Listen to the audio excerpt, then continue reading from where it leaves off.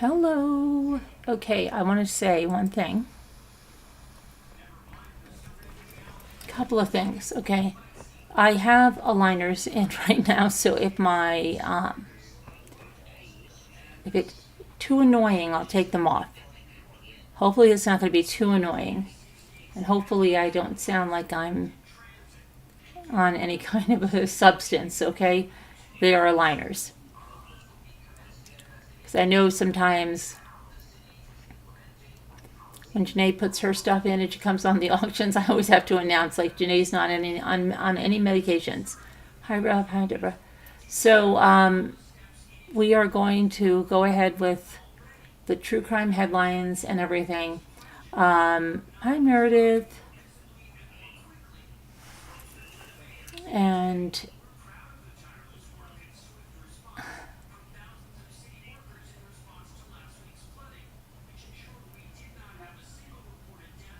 but if it's bad, I'll take them off. There was a family annihilation in New Jersey, so we're going to look into that. Terrible stuff that's going on in this world. Terrible. You know, when part of your everyday language, and this did come up today, that I said to somebody, be careful, they could be building a box for you in the garage. And I didn't say that as a joke. Okay, I said that in all seriousness. That the world's turned into a really strange place. Horrible, some parts of it, right? But I did get, I think I would, what did I do today? I think I did 10.6 miles, and I did a lot today. I repotted, oh gosh, probably 12 pineapple plants. I repotted into one of these huge clay, like kind of saucer things, one of Ray's container gardens that I was sent after his funeral. I have two of them. I have them going well, and I repotted one into this huge, it's huge. I got to do the other one, but I got that done. I got a huge aloe plant repotted. I got a smaller aloe plant repotted. Like I said, I got a mango tree repotted because I'm not going to have a lot of time outside. It's probably going to have to come in. Then I cleaned out my car. I realized that, hi Slamaran, the boys put wet fishing gear in the back of my trunk, and it was like, even though they took it out, there was a weird smell in there, so I cleaned everything out, did all that. Then I moved in a bunch of books that I had to get organized and put away. I did those. What else did I do? Took a over 10-mile bike ride. Let's see. Then I came back. I had to do some more plant stuff. There's another plant I repotted.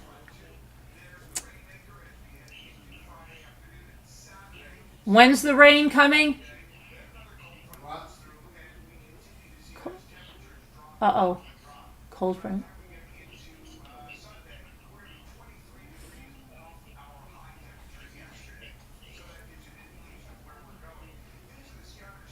When's the rain coming? Rain's on mostly going to come, let me see. Saturday, 9 a.m. It's going to be really bad. What about tomorrow? Tomorrow could be sprinkles. Well, hopefully I'll be able to bike ride tomorrow. I don't know. But I did a lot of stuff there. Anyway. Then we got pizza from the restaurant. What else did we do?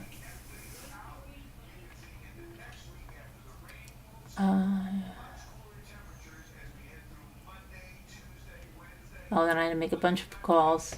Tomorrow I've got an appointment with very important people. All right, let's go here. Hi, K Rocks. Hi, Slim RN.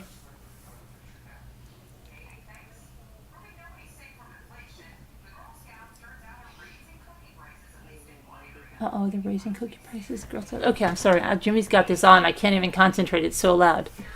All right, let's see. Let Let's talk about this. I'm getting your rain.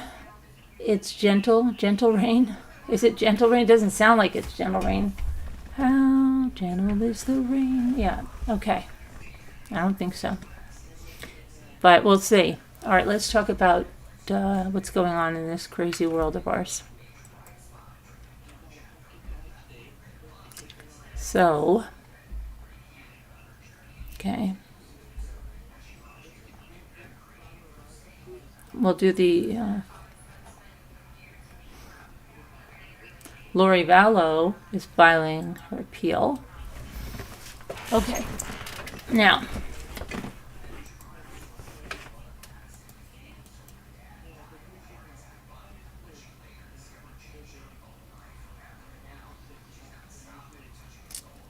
let me get this, if I can get this.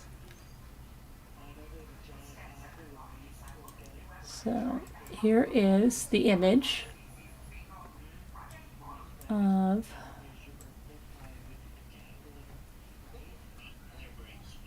what would look like in a suburban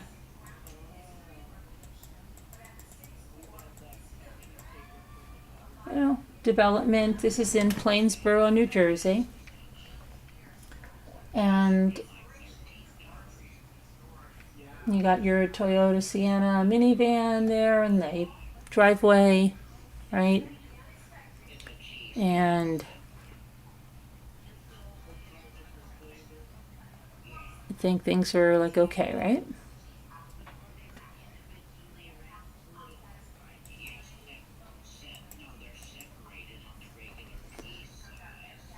But that's not the case. Police are now investigating a homicide that occurred in this house. A homicide, not just one person, a whole family. 2 adults, 2 children were found dead inside their Plainsboro Township, New Jersey home. Authorities received a 911 call at about 4:37 p.m. on Wednesday, requesting a welfare check at a home on Titus Lane. According to the Middlesex County Prosecutor's Office, the arriving Plainsboro police found 4 people dead inside the house. On Thursday, the prosecutor's office identified the dead as Tej Singh, 43, Sanal Parahar, 42, and their 2 children, a 10-year-old boy and a 6-year-old girl. Their deaths remain under investigation. Autopsies were being performed Thursday. We're all saddened by this tragic event. What happened in our community is beyond comprehension, said Mayor Peter Cantu.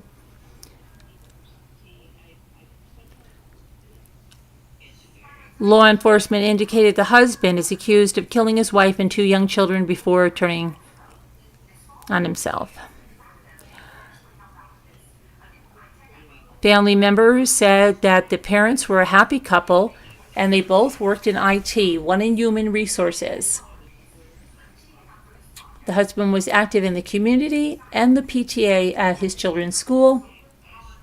His LinkedIn profile lists him as a lead Apex engineer for Nest Digital Engineering in New York City metropolitan area.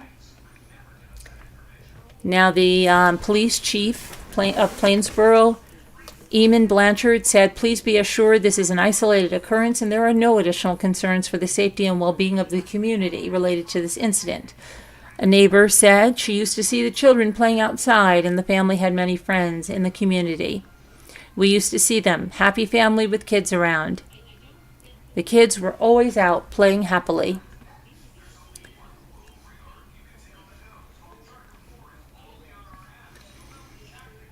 Now, the superintendent of the West Windsor Regional School District, David Adderhold, said that the district was informed by police Wednesday about a tragedy involving a Plainsboro family with students who attended the district's Wyckoff Elementary and Millstone River schools. The district joins our community in grief and sorrow over this tragic event and added that the district's crisis team would be available to support students and staff members.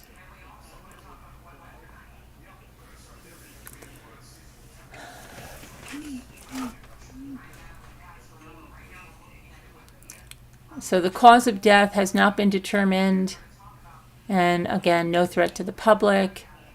Anyone with any information or surveillance footage on the area is asked to call Detective Will Atkinson at the Plainsboro Police Department, 609-709-2333. Now remember, we're going to just take a little look-see.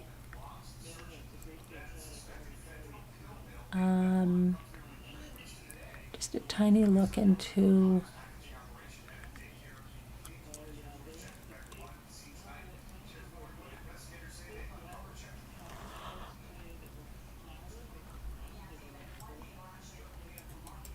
if we can see anything via social media.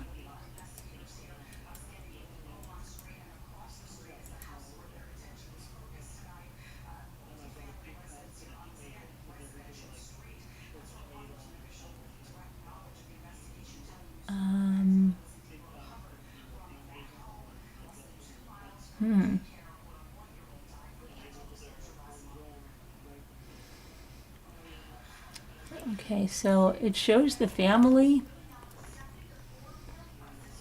Here's the couple.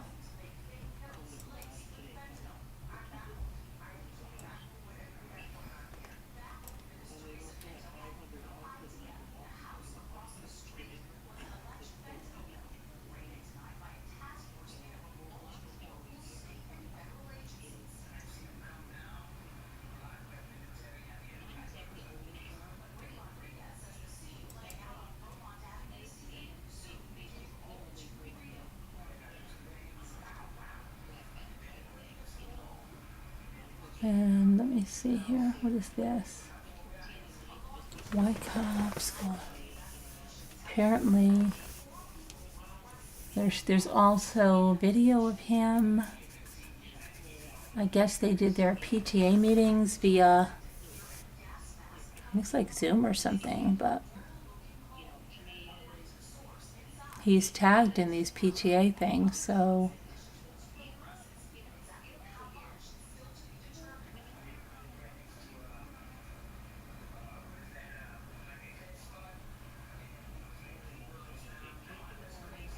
And then there was a photo of the family dressed up in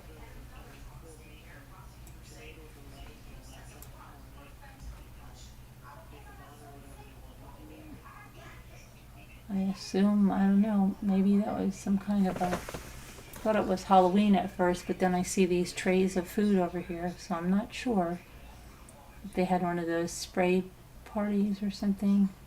They gave me that stuff as a blogger, and then I read all about it. I think we still have it down here. It was crazy. I'm like, I'm not doing this. Some lady said her whole car seat was, oh my gosh, no thank you. Okay, let me see now.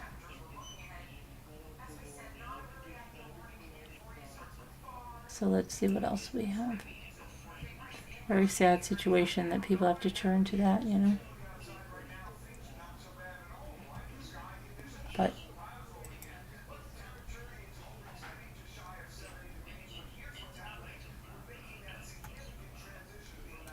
okay, here's another.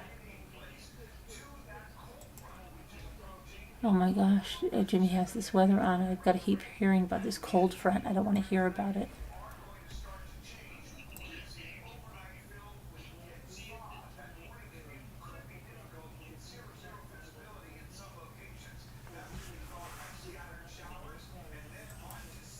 Okay, so a 13-year-old girl is abducted as she walks from her bus stop to her house. She is jumped by 4 men dressed all in black. The men tape her eyes and mouth shut, throw her in the trunk of a car, and drive off. 13-year-old is taken to a rural area 20 miles away, tied to a tree and assaulted. The girl is left there, half naked, but she manages to get away and seek help. As police investigate, they find a plot planned by someone known to the girl. Who is it? Her father's live-in girlfriend, who has been asked to leave the home. Police believe Sandra Garcia concocted the plan to scare her boyfriend's daughter into returning to live with their mother overseas. This is crazy, isn't it?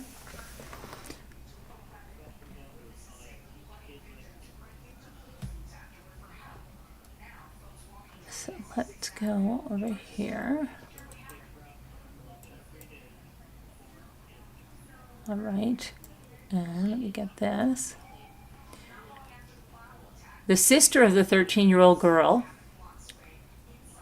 Oh my gosh, stop this.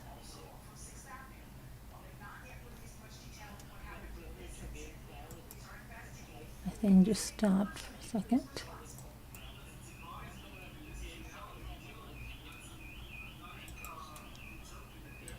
Hold on one second.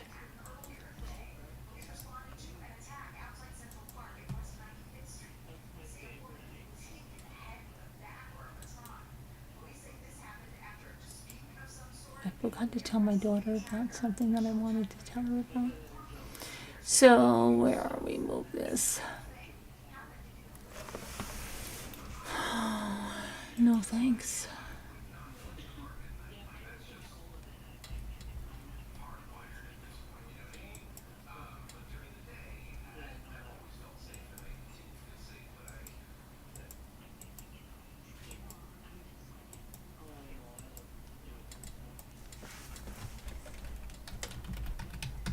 I gotta put my password in here. Hold on a minute.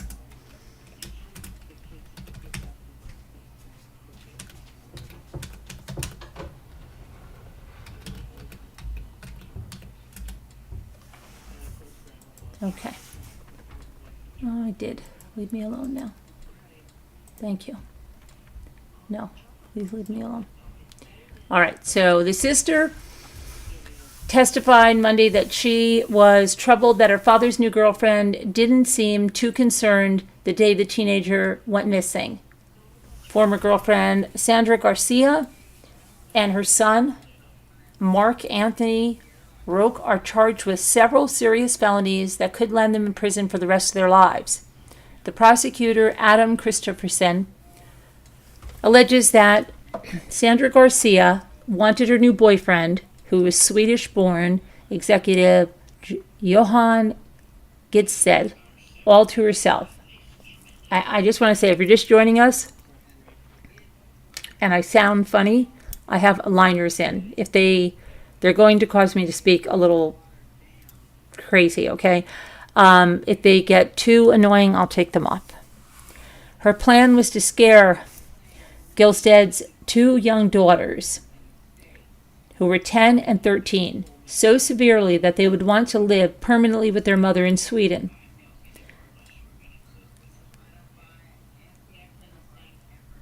Johan, who is divorced, met Sandra Garcia on Match.com. After several months of dating, Sandra moved in to his 4,400 square foot 5-bedroom home northeast of Clovis, California, along with her two sons. On February 16th of 2016, the 13-year-old was taken from her home. 4 men took her. She was driven to the foothills, tied to a tree. She was brutally SA'd. And Sandra Garcia planned for no one to be at the home that day, including herself. The younger sister, who is now 19, testified that she woke up that day not feeling well and decided to stay home from school. After speaking to her father, who was on a business trip in Oregon, the prosecutor alleges that Sandra Garcia at that point had to improvise, and she demanded that the younger sister come with her to a doctor's appointment. After they returned home around 4 p.m., the sister realized that the older sister was still not home, and she began to worry. Her sister was normally home by that time and didn't tell anyone she might be late. So the younger sister called several of the older sister's friends, but they didn't know where she was. She talked with Sandra Garcia, the girlfriend, who told her she would be home soon.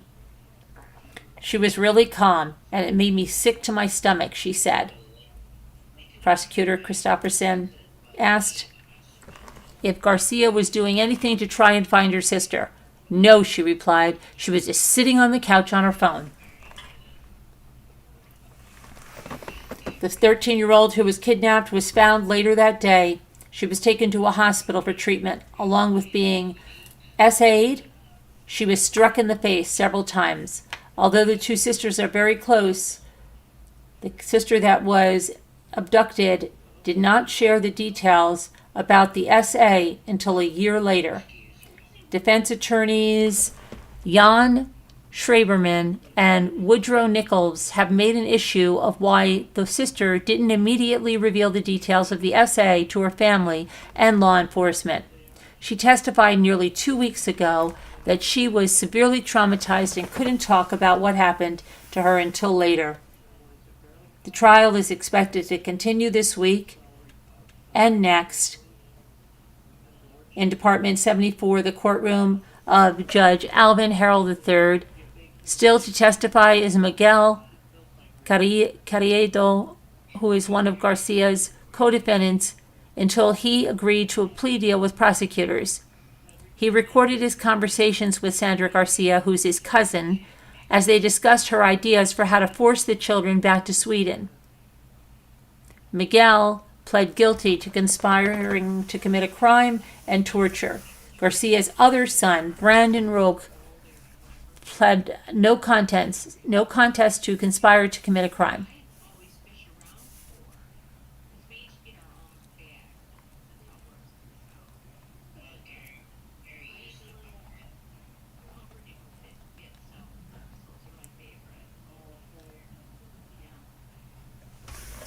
Okay, so we'll see. I can't remember what Barb said. She was following another trial. Now I can't even remember what it was. Okay, so let's move on to the next thing. People in Zoom not paying attention to me. I hear them yakking like bananas behind me, And I hear them yakety, yakety, yakety. Okay. Okay, so let's see. Oh my goodness. Let's talk about Lori Vallow for a minute. She files a new notice of appeal. Lori Vallow. And what about her charges in Arizona? Okay, there's Lori Vallow. Lori Vallow Daybell's new public defender filed an amended notice of appeal on Wednesday. And he listed 16 questions that he wants answered. I want these 16 questions answered, please. The questions are identical to the ones that were filed by Daybell's former attorney on August 31st. But that notice was suspended a week later when the case was reassigned by the Office of the State Appellate Public Defender.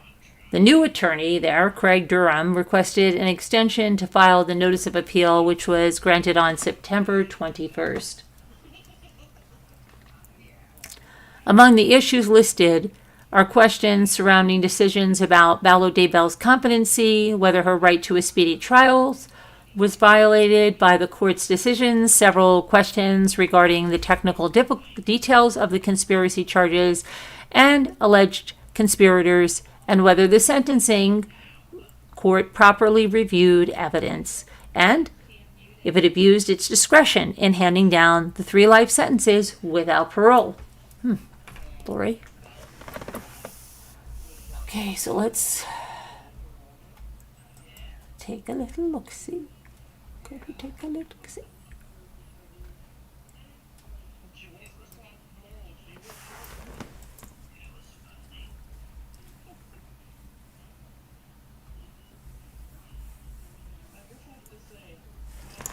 I hear Margot and Kevin laughing it up in there.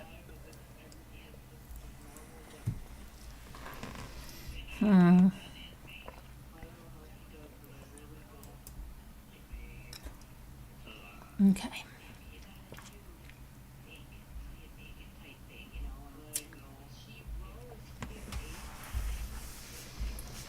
Okay,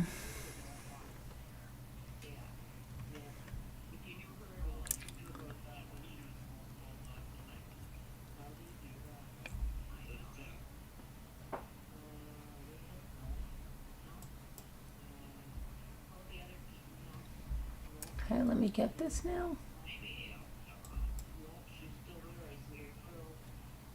Here we go. No, it's not that one. Where's my thing? What is going on? That's not what I want. I just downloaded my... Oh, hang on a minute.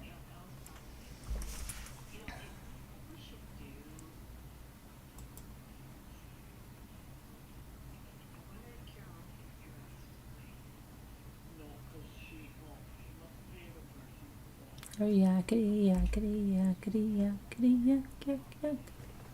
Okay, so let's hold on. It's gonna download. Here we go. Let's go. Come on.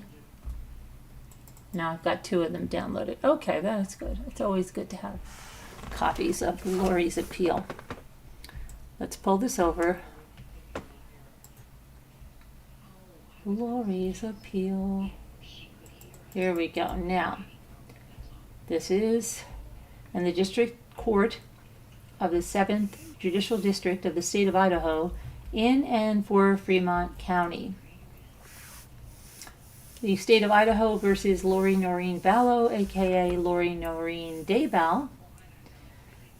Okay, let's see what we're going to have. The above name appellant, Lori Noreen Vallow, aka Lori Noreen Daybell, appeals against the above named respondent to the Idaho Supreme Court from the judgment of conviction that was entered on August 2nd, 2023. Honorable Stephen W. Boyce presiding. The party has a right to appeal to the Idaho Supreme Court, and the judgments or orders described in paragraph 1 above are appealable orders under and pursuant to that rule. Preliminary statement of the issues on appeal, which the appellant then intends to assert in the appeal, provided any such list of issues on appeal shall not prevent the appellant from asserting other issues on appeal. Did the court err in the order dated April 11, 2022, wherein the court found the defendant, after spending 10 months in a mental hospital, was competent to stand trial? Did the court err in the order dated November 15, 2022, wherein the court denied the defense expert's request to send the defendant back to the mental hospital rather than proceed to trial? Was the defendant's constitutional and statutory right to a speedy trial violated by the government's repeated request for a continuance? Was the defendant's constitutional and statutory right to a speedy trial violated by the court's trial setting? And did the court err in denying defense challenges for a cause of trial jurors due to bias or hardship during jury selection? Did the government commit fundamental reversible error in the opening statement to the jury? Did the court err in allowing the government to produce evidence of other crimes or acts against the defendant? Did the court err in allowing the government to exceed the scope of its order regarding other crimes or acts against the defendant? Did the court err in allowing the government to amend the grand jury indictment 2 years after the indictment was filed without sending the case back to the grand jury? Did the court err in allowing the jury to hear amendments of co-conspirators, but then rule in jury instructions that the government need not prove those persons were part of the conspiracy? When the grand jury indictment puts the defendant on notice that she is charged with conspiracy involving 5 or more people, can the trial court ignore that finding and instead proceed with standard conspiracy jury instructions? Did the government commit fundamental reversible error in its closing statement to the jury? Did the court err when it granted, without a hearing, the government's objection to the defense request for the court to review all mitigation evidence submitted by the defense for sentencing? Should a new sentencing hearing be held due to the sentencing court not reviewing all mitigation evidence submitted by the defense?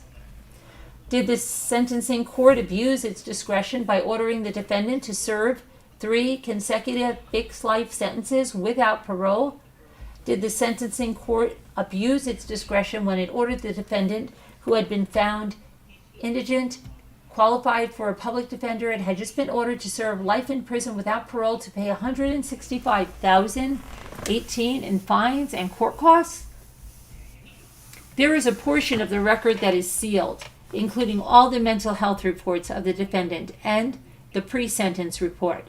The appellant requests that all sealed and confidential filings be included in the clerk's record, yet compiled separately in a confidential volume. The appellant requests the preparation of the entire reporter's standard transcript as defined in that. The appellant also requests the preparation of additional portions of the reporter's transcript to include no estimate pages or on the Register of Actions. So they want all this stuff: initial appearance, status conference, a bunch of them, motion hearings, yada, yada, yada. Okay. The appellant requests all documents filed in the trial court filed to be included in the clerk's record on appeal, including all sealed and confidential filings to be included separately in a confidential and sealed volume. I certify that a copy of this notice of appeal has been served on the court reporter, that the appellant is exempt from paying the estimated transcript fee because the appellant is indigent, that there is no appellate filing fee since this is an appeal in a criminal case, that service has been made upon all parties required to be served pursuant to blah, blah, blah. Dated October 4th, 2023. Okay, and then the certificate of service, yada, yada, yada. Okay, so she's got that in her appeal. Yada, yada, yada. Okay, now, next.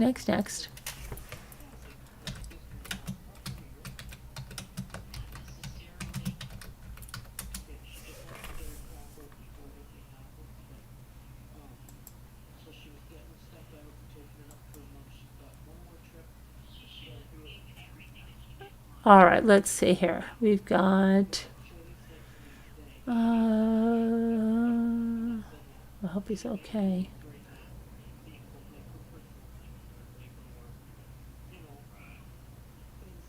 Let's see.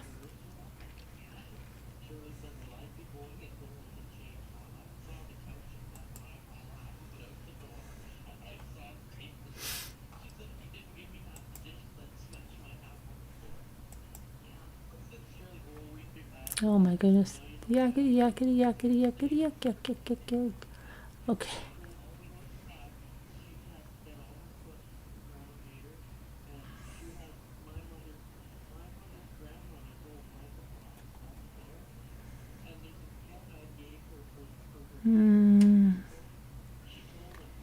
Oh my gosh. Brooklyn bicyclist, 56 years old, was fatally struck 4 blocks from home by a box truck driver. Yikes.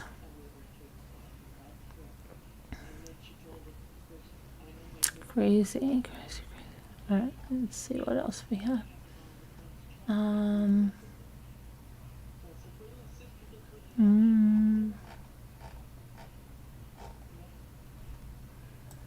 Nothing there.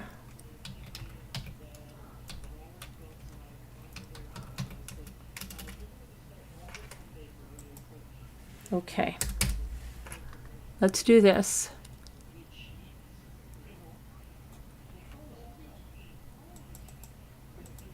Let's go. That's not what I wanted. I want this.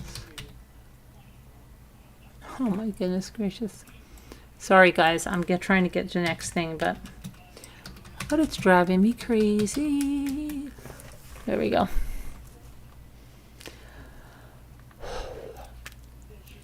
All right, next up.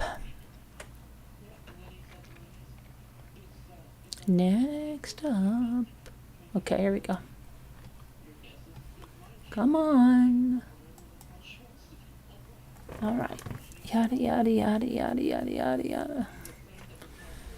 Yada, yada, yada, yada, yada. Sorry. All right.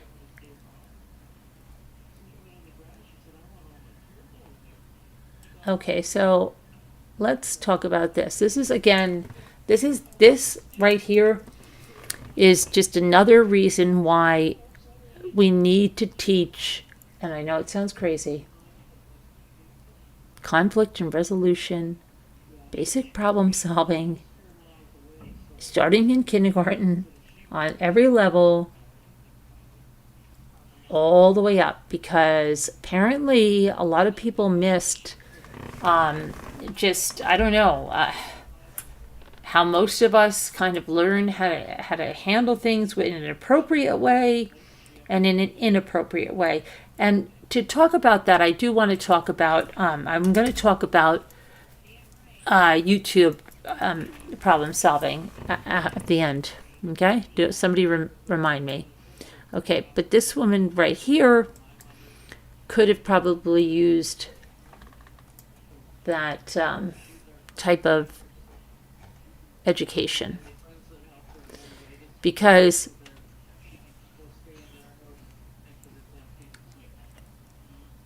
she in Illinois, she stabbed her ex-husband multiple times Wednesday over purchases he made at a grocery store. Well, there's probably a reason why he's her ex-husband, yet if he's her ex-husband, you might ask yourself, why was she so concerned what he was buying at the grocery store?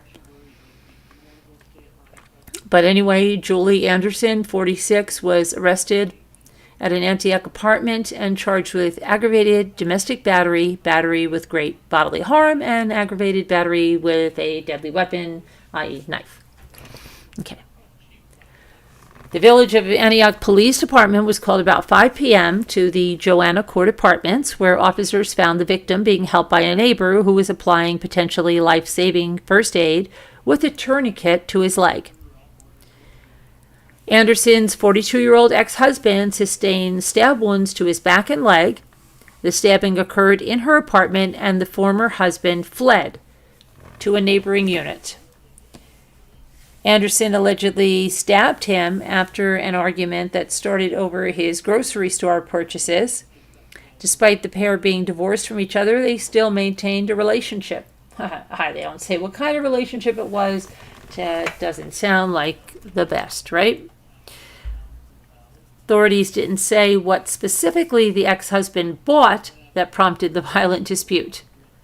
What do you think he bought? Why did you buy the peas without salt in the can? They taste terrible. What did you buy? Why did you buy the diet ginger ale? I only drink regular. I mean, what was that? What was he buying at the grocery store? Let's see if we can find out what he bought at the grocery store that seemed to have caused this. I don't know. It's just kind of Julie, you got to go back and you got to problem solving something. It's not the way to do it. Knife's not the way. The knife is not the answer. Please, Julie, don't do it. Don't do it, Julie. Okay, let's see if we can find out what he apparently bought, right? Let's see. The best place probably to see that might just be social media, right, Julie? Let's see if somebody can tell us something about this. I want to know what you bought.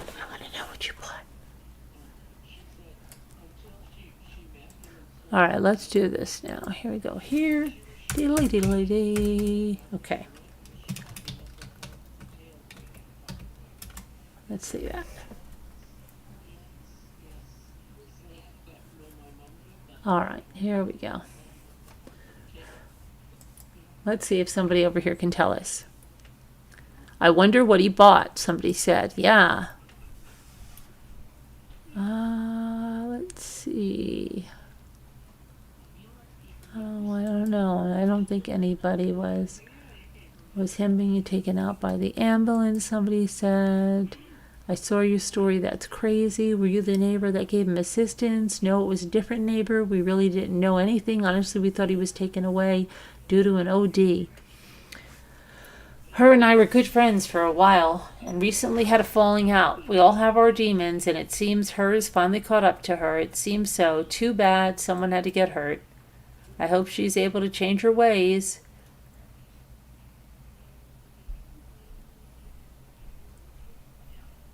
Okay, well, we don't know what he bought. You can imagine what he bought. You can think about what he bought. But we don't know what he bought. Does anybody know what he bought that enraged her so? Hi, Lunar Eclipse. Hi, Painted Black. Hi. I'm trying to see. What is this about? Oh, there's Kevin. Kevin. Hi, Julie. Did someone forget to tell Lori she is one of those zombies? Yeah. Hi, Alyssa. How are you? Hi, K-Rox. Rough and Ready. Hello there. He must have forgotten her chocolate milk. I'd freak. Yeah, maybe, right? Maybe he forgot something. I don't know. Over fudge rounds? Fudge rounds? What are fudge rounds? Are you talking about the round graham cracker cookies that are round? I don't know. What are fudge rounds? What are they? I'm going to have to look those up. Fudge rounds. Hi, easily distracted. So yeah, whatever it was.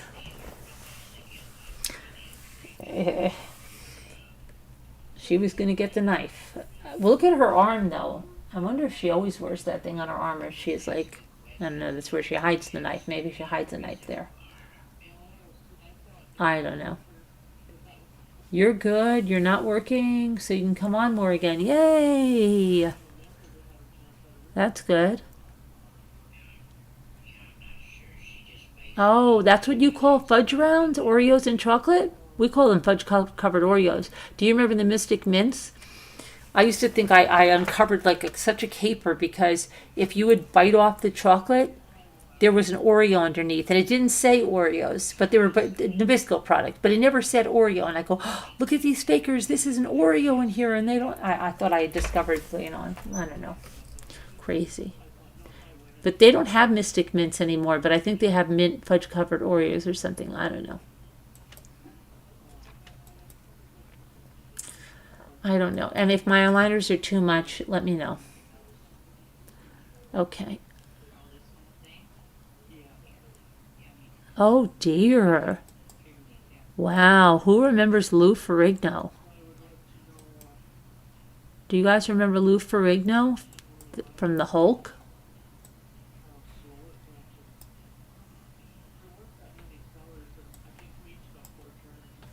Wow. I don't know how old must he be now? I don't know. Let's see. It says Lou Ferrigno is accusing his daughter of elder abuse against her own mother, Carla Ferrigno, claiming she is being financially manipulated due to extreme dementia. According to legal documents, the bodybuilder filed a restraining order against his daughter, Shanna Ferrigno, and Carla's sister, claiming the two women are involved in financially exploiting his wife. Specifically, Lou claims Carla was financially exploited into attempting to withdraw $500,000 even though she is medically determined unable to manage her affairs.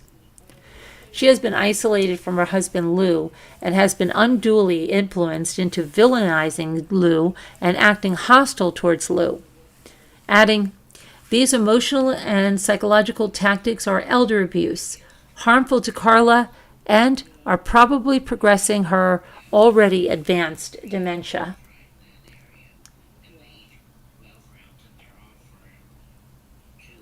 Lou Ferrigno filed the document saying that his wife is suffering from advanced dementia and is unable to care for herself. In the filing, Lou points out that he is the trustee of the family's trust and should be solely in charge of their finances. His legal team described the exploitation in a request for a restraining order, saying on September 12th of 2023 that Shanna Ferrigno, Carla's own daughter, and Vag, Carla's sister, drove Carla to Chase Bank and attempting to withdraw $500,000, even though Carla has advanced dementia and has been medically determined to be unable to manage her affairs and is in need of 24/7 care. They continued the bank call Lou to inform him. Lou hurried over to the bank and was able to temporarily flag the account, but court relief is necessary to maintain the status quo and to prevent Shanna and Pam from absconding with $500,000, which would irreparably harm Carla if Lou has to then chase them to try to recover the money. As for how the family got to such a nasty place, Lou describes his wife of 43 years' condition and how he believes it is being taken advantage of by their daughter. Specifically, Carla has late-stage dementia, which has significantly progressed over the past 2 years. Excuse me. She is unable to manage her own affairs as medically determined by her own physician. Shanna opportunistically has tried to commandeer Carla. She will take Carla from Carla's home to Shanna's home for the day and poison her mind with vitriol about Lou. When Carla returns, she is hostile and triggered towards Lou. Pam Bog also feeds Carla's lies about Lou. Shanna will turn off cameras in the home needed to ensure Carla's safety. Shanna would direct Carla's doctors and caretakers, including the changing caretakers or their shift times, without Lou's authorization. According to the documents, this situation was exacerbated after Lou filed the original legal request to confirm control of the couple's finances. The television star claims the two women are becoming unhinged after being served with the paperwork. They started badgering Carla with lies that Lou is trying to steal Carla's money. Quite the opposite. Lou filed a court petition under court supervision for authorities to ensure that the money is available for Carla's care. Carla has advanced dementia and is easily manipulated and influenced. Carla became hostile towards Lou as a result of Shanna and Pam's triggering. At this point, Ferrigno is asking a court for an order prohibiting any bank from distributing funds to his wife or family for any account that's held in Carlotta Ferrigno's name without the authorization of Lou Ferrigno. In other words, no one can remove money from the account without his approval. He claims it is to maintain the status quo and avoid financial harm to Carlotta Ferrigno. The actor claims if the money is allowed to be removed by anyone else, including his daughter, those monies will be unavailable for Carla for her care, to her great detriment. Adding, neither Shanna nor Pam have any legal authority to direct financial withdrawals on Carla's behalf. Thus, they must be restrained to prevent serious harm. It's unclear if Carla will be able to legally or medically to respond to this legal situation. It's now up to a judge. Very sad. Okay.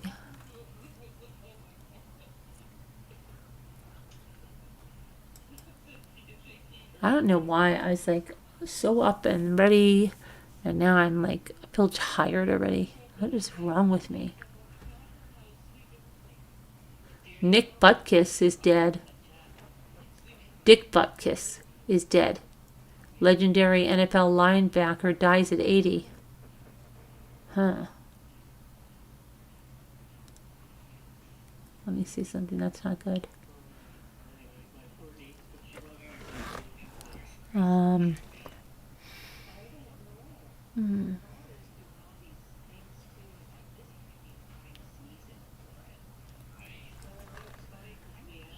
right, let's see. Welcome all new fans. Oh, no. All right, I think what I'm going to do is, what do I want to do?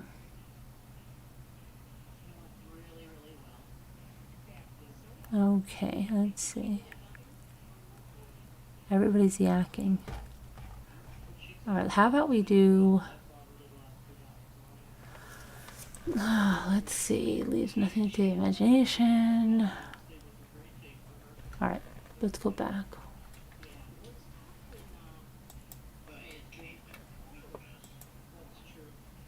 Oh my goodness. Okay, hold on a minute. I've got to stop this because I cannot pay attention.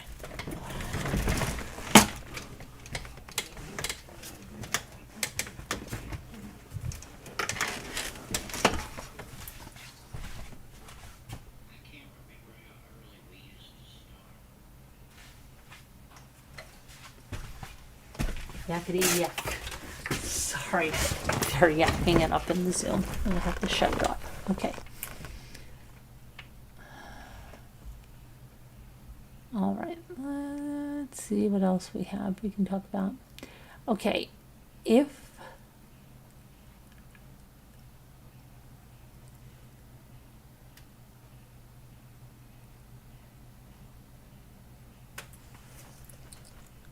we could turn back time.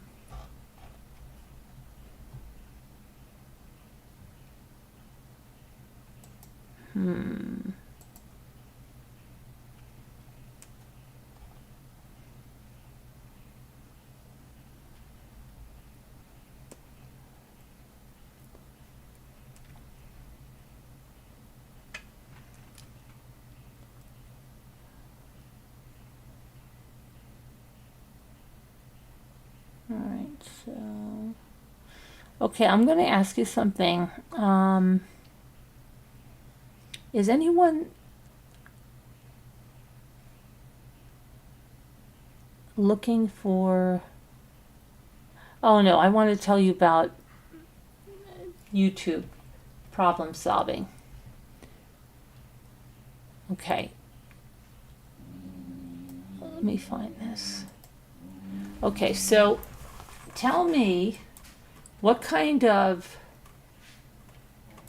personality disorders, mental illnesses, what kind of lives, hold on, let me move this. Come on, get down. I want to be able to see you when I talk to you. I want to be able to see you when I speak with you.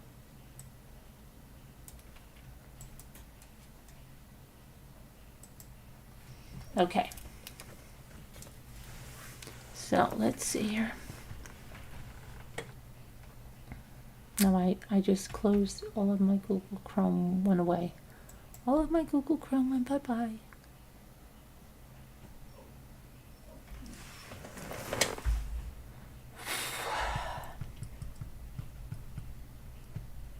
I'm waiting for it to open up again. But there has to be some type of great mental illness, personality disorders, all kinds of things like that, because when people are on YouTube, some people are okay, but other people... Okay, let's talk about some of the things we've seen on YouTube, right? We've seen delusion. How do we see delusion? We see delusion every day. We see delusion that people say, I haven't talked about you. They talk about other creators and they go, I haven't talked about that person in 3 weeks. Well, they only say I haven't talked about that person in 3 weeks because they think that people forget because, well, it just happens that that person is not supposed to be on YouTube and their channel goes down every other day now. Now it goes down every other day, it's seeming. And not only do they blame the person they say they're not talking about, but they say, I haven't talked about that person in weeks, when anyone that knows that every last video was about that person. Okay? Every video. So, delusion. Let's talk about delusion. So you've got the deception from the creator and the delusion from all the people in the chat that simply think, or, well, they have to go along with it. If they don't go along with it, boom, they're out. Boom, they're out. The second thing is so we have that lunacy. Then we have the lunacy of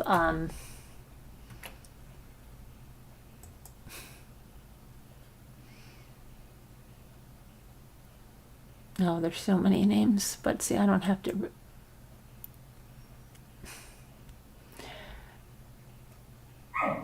Thing 1 and thing 2, who cackle. And you know, that cackling, that is a stall tactic used by a lot of creators, like when they're getting owned by someone else on a panel. Like that creator was owned by Tracy. When was it? A few days ago, she got owned by her, so she broke out in this cackle. Well, this other one, thing 2, does that too. It's just it's cackle, and they think that it buys time and it drowns out like whatever somebody's saying, so that they cackle. It's ridiculous, but anyway, they think it's deflects, and then they can come back and not have to really put the truth in there. Anyway, so we have that, and then we don't talk about. Why are you talking about us? We're just trying to actually. We don't have to talk. Go look at your videos. Who the freak are you kidding? No one. No one. You're not kidding anyone.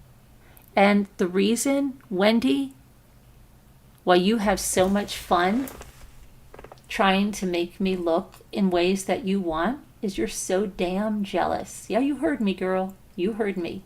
You are so damn jealous. You want to talk about me looking at my face? You don't know what I'm looking at. I have chats, I have things. And if I want to look at my face, I'll look at my face, Wendy. I don't need your freaking permission. Get it through your freaking head. Okay? I don't need your permission. You're nothing and a nobody to me. Got it? Good. Show your face, Wendy. You're too damn scared. So you're a little baby bitty Betty biatch. Yes, you are, Wendy. Yes, you are. And you want to disfigure my face and then laugh. It was so much fun. It was so much fun because you're a little jealous, bitter Betty. Okay? You do that because you don't have real facts. You do that because you're immature and you haven't grown up. That's why, look at your relationships, okay? Look at your life, Wendy. You went on the freaking Dr. Phil show. Oh boy, because you couldn't stop looking at Trisha. You're still talking about her to this day. There's something wrong with you. If you don't think there's something wrong with you, well, then there is. I mean, everybody can see it. And you look at your little yes people in the chat. Please give me a freaking break, lady. And then you said those things were not used. Yes, they were used, Wendy. They were used makeup rounds. You don't know what you're talking about. You deliberately try to deceive people. You are so jealous of me, Wendy. Show your face, Wendy. Show your face, Wendy. Your little picture with, you talk about bangs and stuff, Wendy. Look at your picture. Stop it. You should be the last person talking.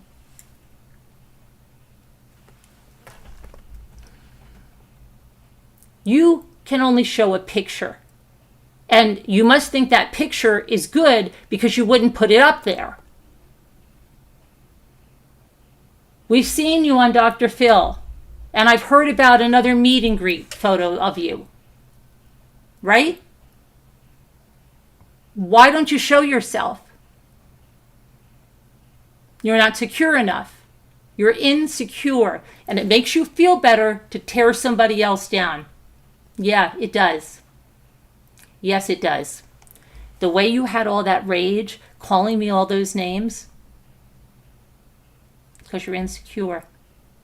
All the little pictures that I was sent that you did, all that's all adds to my case. And I know you think I have nothing, right? Sorry, you'll see. You'll see, sweetheart. Yeah, because my legal fund is a legal fund. And Laura Lee, you know. But thank you, everybody. Thank you. I appreciate everyone who's given to the legal fund, and we are going to put an end to this. And we'll show every one of them. And Moo, Bitey Cat, keep lying. Go ahead, keep lying. Because I have a really, really, really interesting appointment tomorrow. So keep lying. She called me a P. Yeah, she called me a P. Told me that I made phone calls talking about S-acts on my own child. Didn't say she thought I did it. She said that I did this. And then proceeded to tag media that has been abused just like I have, that sees right through her, that she doesn't even know. Okay? They want nothing to do with her, but she's tagging them.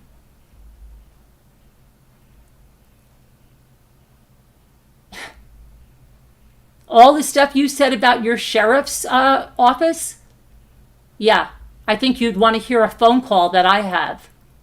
And I have the proof. And I will put it out there. Show you for the liar that you are, because you are one hell of a liar. That's not a compliment. Okay? And attacking someone else who's a teacher, you're pretty sick. It's who you are. Everybody's going to see it. Everybody will see it. Keep thinking. Keep thinking. Keep thinking that I'm not going to go forward with this stuff. I am.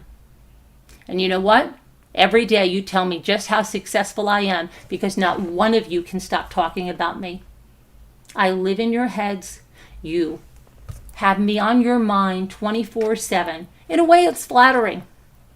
In a way, it's flattering, but in another way, it's harassment, right? But you can't stop talking about me.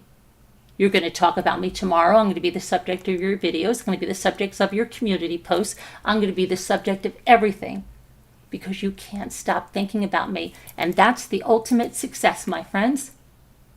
It is. Tell me I'm successful. You would not talk about me otherwise. Stop it. You're captivated by me. And in whatever way I'm captivating you, I'm successful. If I can make you watch me like I do, if I can make you talk about me 24/7 the way I do, I'm successful.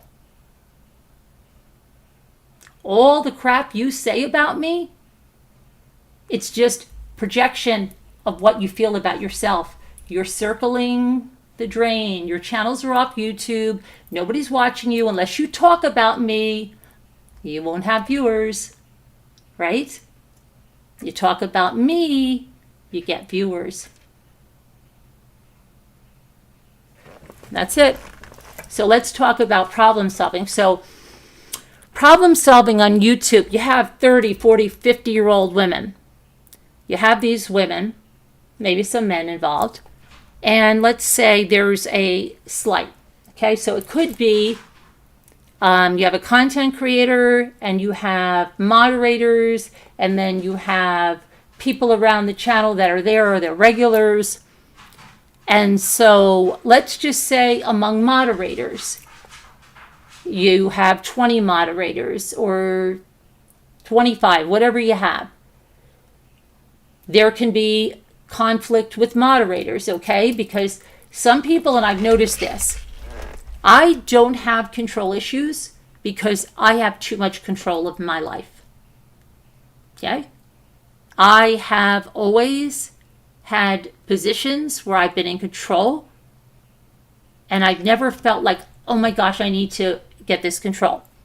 So where a lot of my issues on YouTube come in is because I allow too many. I feel kind of sorry for some people sometimes, like they don't have a lot of control in their life. And, oh, can I do this? Can I run this? And they overstep.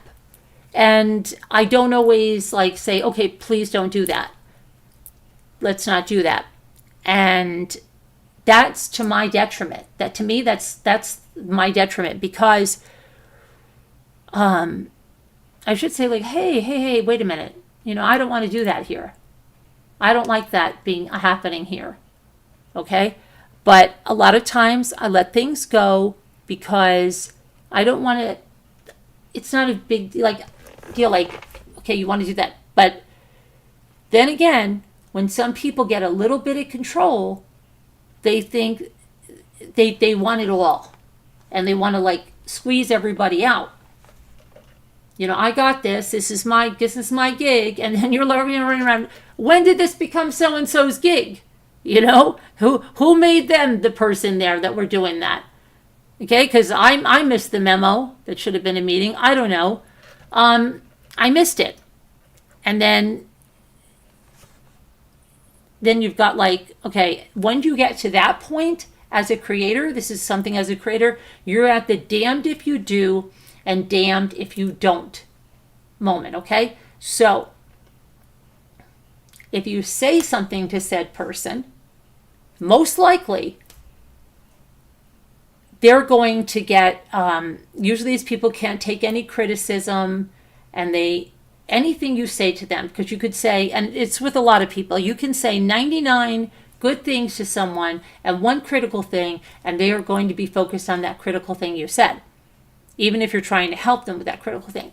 If you tell someone now that, hey, you're that's it now. I gave you this, and now you're just going crazy, and then they're like, oh, that biatch. Yeah, she's got the control that I want. And they'll smile at your face maybe, but they're off to the races thinking things. Either that, or they'll go immediately. And when they go immediately, usually they need that attention. So where can they get that attention? Well, they can get the attention if they go to an opposite channel. And they say, hey, you know what? I know this, that, and the other thing. A lot of times they're full of BS, okay? Because I've seen it 1,000 times. We had someone that had a bird name that went on and said all of this crap that didn't happen. She didn't have shred of proof of it, just yada, yada, yada, yada, yada. And the hate channels, they eat it up because they want to hate bond. So they eat it up and they regurgitate it and they have no proof, and this is what happens. And then you just let it go, then pretty soon they flip on that and they flip. So then you can have the ones that stay on plotting, and they're plotting something and nobody feels comfortable anymore. It's a tense situation. And then very few people on YouTube that have gone, let's say, rogue, okay, have ever been, and I can count them on my hands, the one hand, the ones that have been mature, the ones that have been able to go their separate way and just go their separate way. One hand have done that. The other ones have done exactly what I just said. But what they don't understand is that when they screw a creator over, right? When they try to screw a creator over and do that, even though hater channels embrace them for a time, they know 100% they can't trust that person. Okay? Because if that person would turn on one creator, they'll turn on the other one. And the other thing is that they wouldn't trust that person because what if it was a setup? What if it was a setup to get a mole into another channel? So they make it look like there's this issue. Then the hater channel accepts this person because this person's going to tell them all this information. But meanwhile, they're getting over there under false pretenses, and they're going to report back to the first creator. So there's a reason why they will never trust that person. Of course, they're going to run with whatever the person gives them, but they're not going to trust that person. And now that person then is rejected. Once they've used them up, chewed them up, spit them out, they're done. We've seen it over and over again. They'll be on a panel, they'll be here, and then they're gone because nobody trusts them. So problem-solving skills are just not too good here on YouTube. And very vindictive people, very mentally ill people, a lot of personality disorders, a lot of people that need control, a lot of people who are very jealous, okay? And if someone gets, and I've seen other creators say this, the line between some people, and there's a lot of borderline personality in this, that love you and then hate you, it's very thin. And it can be anything. You didn't answer their email on time. You didn't say hello the right way to them. You didn't see their question in the chat. You didn't jump high enough when they told you to jump. Whatever it is. And then they get this, they just flip like that, like a switch. Like a switch. You don't even see it coming. It's 1 minute they love you, 1 minute they hate you. And then some minute they love you again, they hate you again. Love you again, hate you again. We saw that last night. Now we see these other creators using that person and saying, how could you do that? How could you do that? How did you like your gift of your camera? Why weren't you so thankful for that camera gift? Did you like it? No, you didn't. You made a mockery of it and the person, right? Right. Yeah. Okay? How many times do you call out people? You guys are the biggest hypocrites. I was very respectful of her, and you don't know anything about what transpired. Nothing. She told me so many things. Then, oh my gosh, you have your experience, okay? Because so many other creators before you sang her praises. And within 2 weeks, they were saying, don't you ever come back here again. Get your facts straight before you go on and judge people like you love to do. Wendy and Randy. Let's see you not talk about me. You can't do it because I live in your head.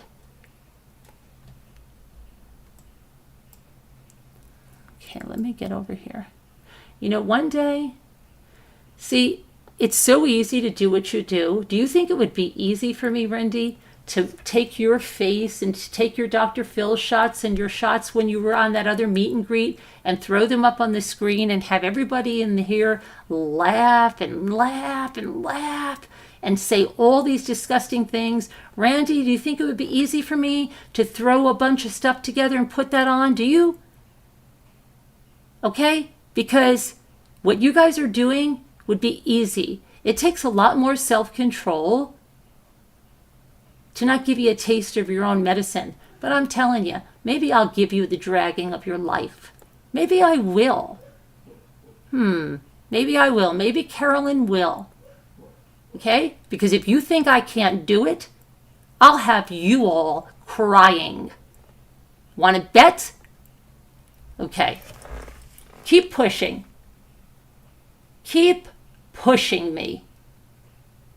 I'm warning you. I really am. Yeah. I'll do exactly what you're doing, but I'll do it 100 times worse. Better. Better, but worse, right? Better, but worse. You know? I won't physically hurt you, but I'll do what you're doing. You want to be mocked? You want every feature of yours mocked? You want your body mocked? You want me to get every picture I can and put it up there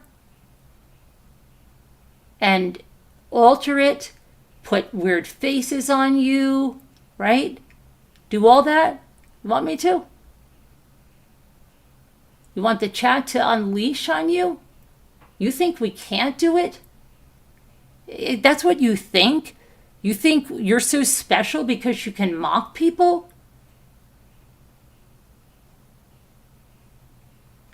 You'd be special if you could debate someone, if you could have an intelligent conversation, but you can't because you have no facts, you have only lies.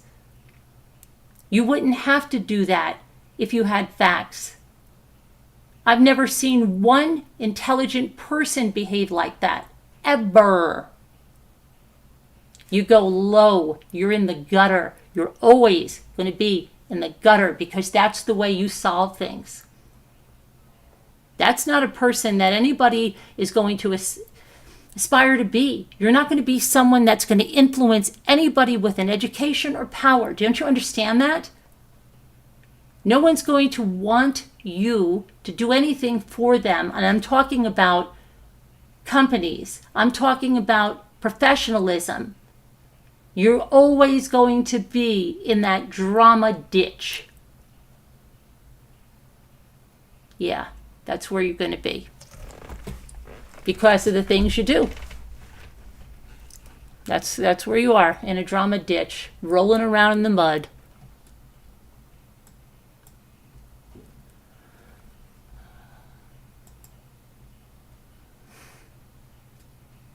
But don't you dare think I couldn't drag you.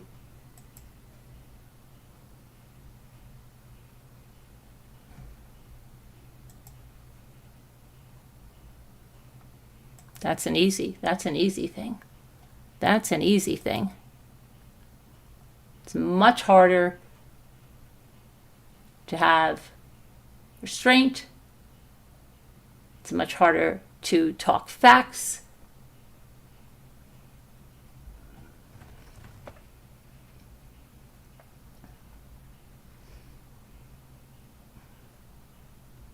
Right? Much harder. Yep. Much harder. Let's see what you were saying here. Oh, Ruff, thank you for gifting 10 memberships. Yay. That's very nice. Let's see who we got here. Oh, Annie Hensley, Kentucky Love, Frenchie Mama, What's in a Name, Roxy. Is that Roxy? Yes. Pitbull Sleuth. Oh, gosh. Cheever M. Cheever N. What are you doing here? Uh-oh. Uh-oh. All signs say yes. Women of Sparta. Sunkissed. Hey, Sunkissed. High Speed Drifter. Hi.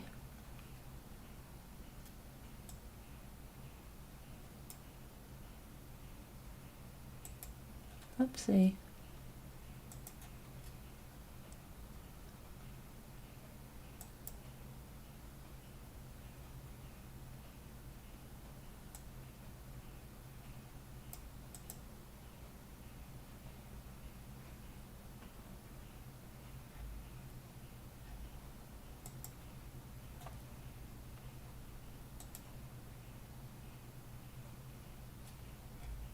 Okay, so hi little lady, I haven't seen you in so long. How are you? Mostly people we don't see. Yeah, well, some of them are, you know, are secret fans. Is it Rory, not Roxy? Sorry, White Angel. I have to get better glasses, okay? I'm having a little issue with it. Might be my lens. I should probably try to change my lenses. Probably try to clean my glasses. I bet you they need to be cleaned too.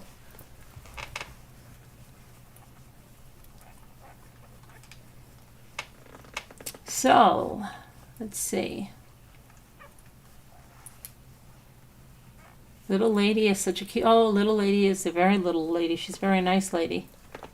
Very nice lady.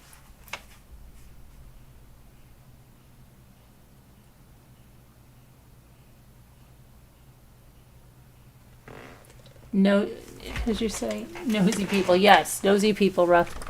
Nosy people. Let me see if I have a glare or something. I'll turn this a little bit and see if I can see.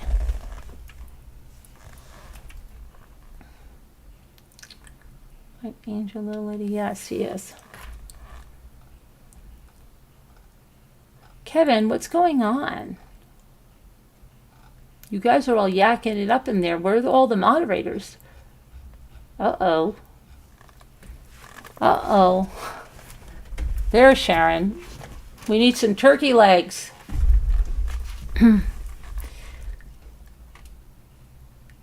Michelle. Hello there, Michelle. So, yeah. Rory. I see what you did there. Rough, smart. You see it painted black?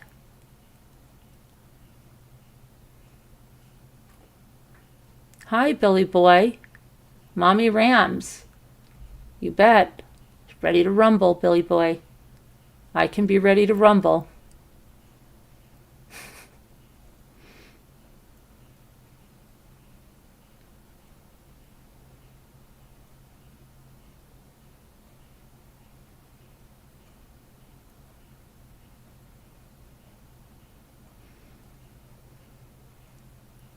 Hi, Linda. You guys were yakking like crazy in the Zoom, and I kept hearing I had to go over there and or they're discussing Kevin's upcoming perm. Oh my goodness. Hi, Adventures with Beth. How's everybody doing?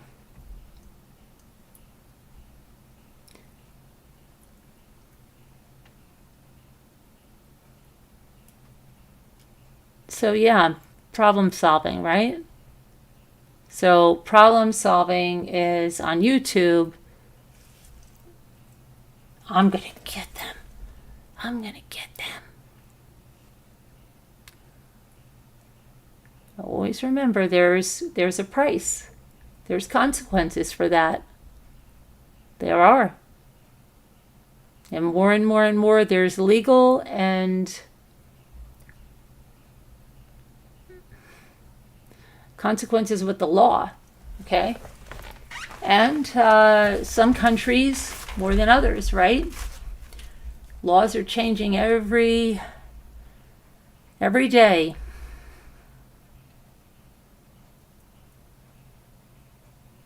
And there's also social consequences and life consequences and consequences that extend beyond ourselves, right? Because one day you may just push the wrong person.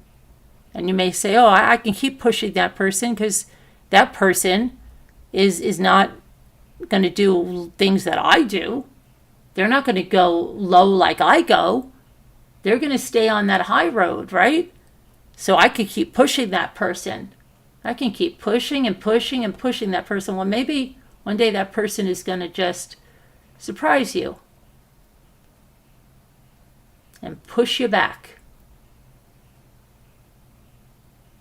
with their gloves off, no hold barred, no off limits, right? Matching energies, right?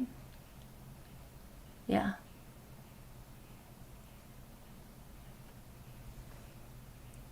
Oh yeah, but Debbie was going on other places and they were telling great big lies, and there was nothing used, and that it was not like those were used. Yes, they were, Wendy. Get the facts straight, Wendy. Even Debbie will tell you they were used. They had foundation all over them.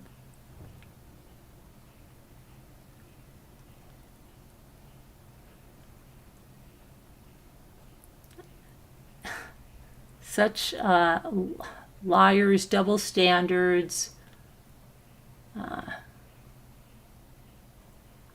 Just craziness. Craziness.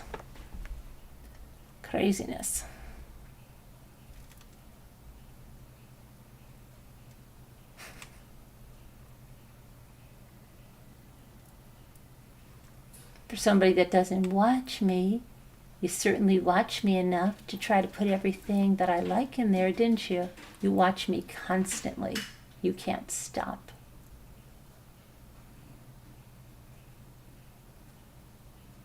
You hate Discord. I know. Are you talking about Discord, the platform Discord, or Discord like as in the real discord between two people? Are you guys talking about Discord?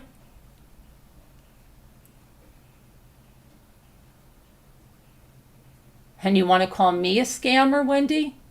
You really want to go there and call me a scammer, Wendy? Do you want me to talk about you? I don't scam people. I'm not a scammer. What'd you say, Wendy? 100%? 100%, Wendy? Yeah. The platform. Yeah. Wendy.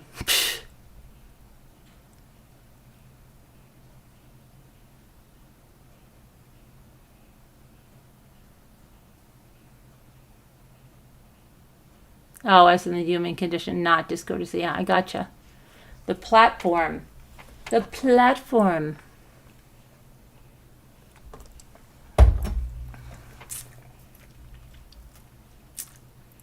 Grace, the blessing.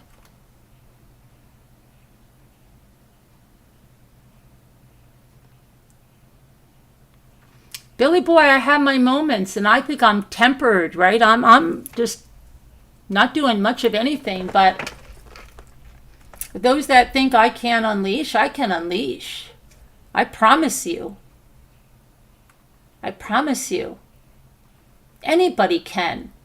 That's what they don't understand. They think that they're doing something that is so like terrific. Dragging someone, mocking someone. That kind of behavior is easy for anyone to do. Taking the high road, speaking about facts, defending yourself without getting in the mud with the lowlifes, that's hard. That takes power, discipline, class. That's what they don't understand. But just maybe, we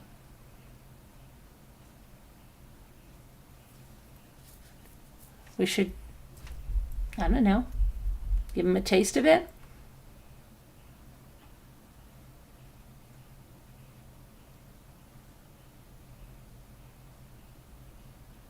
Just maybe.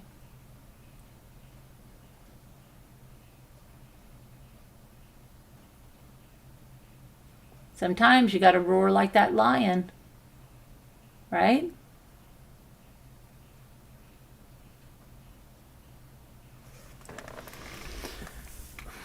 And even when I roar like that lion, I try to keep it classy. But I don't know. I don't know.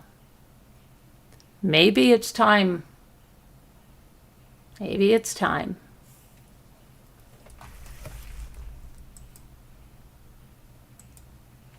Just maybe.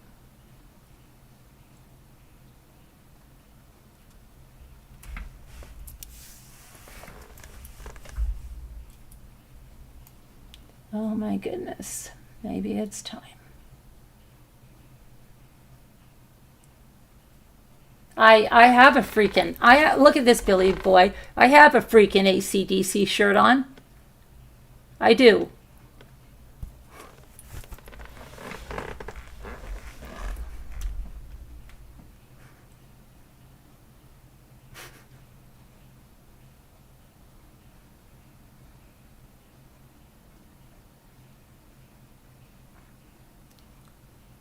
You love lions? Yeah.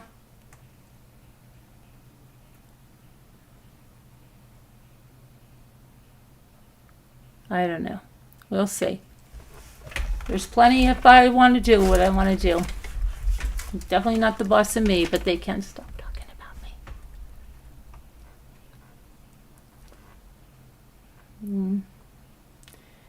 Anyways, so what else is going on? Let's see. What else is going on? Tomorrow is Friday already. Tomorrow is Friday already. How does this happen? Oh, I've got my appointment, and I've got to write down something else that I have to do tomorrow. I'm getting you more rock shirts. Are you? Thank you, K-Rocks. Okay, let me see what this is. I have to write down what I have to, there's something important I have to do.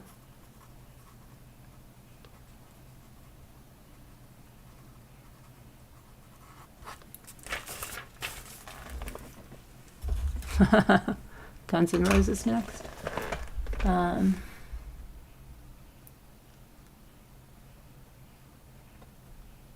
Maybe the Killers. I haven't raised my voice to anyone in well over 10 years, but my neighbor made me do it over parking in my driveway and wouldn't stop. I know, Marianne, right? Sometimes those people just push and push and push, and you just have to let it rip. You just got to let it rip sometimes, Marianne. It's okay. They get on your every little last nerve, right? Parking in your parking space. It's okay. Anyone have good that you can use for work? Oh, a good call, an excuse that you could use for work? Let's think. Who has a good call and excuse that Billy could use for work? What about a mental health day? Say, I'm going to have to call in and take a mental health day because I don't want to come in and off someone. I don't know. Pink eye, Sharon. Where would you think of pink eye? Pink eye? Paint it black, hemorrhoids.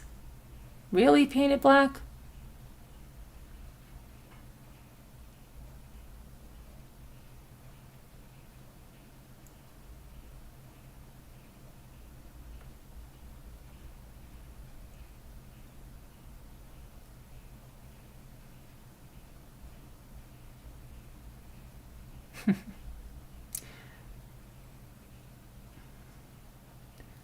So yeah, I don't know.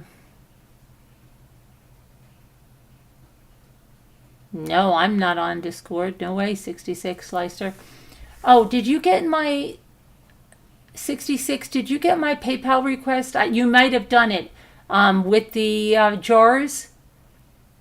We have to get new ink for our printer. Gia was supposed to go out and get the printer ink today, and I don't know what happened. She couldn't get it, so we have to go out tomorrow and get it, and then we're going to send everything out, okay? We had a problem with our instant ink. Don't even ask. I'm so sorry, but did you get that?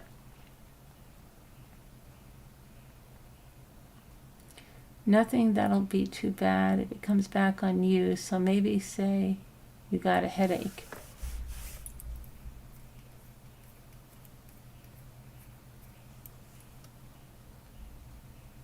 Oh, you did? Good. Okay.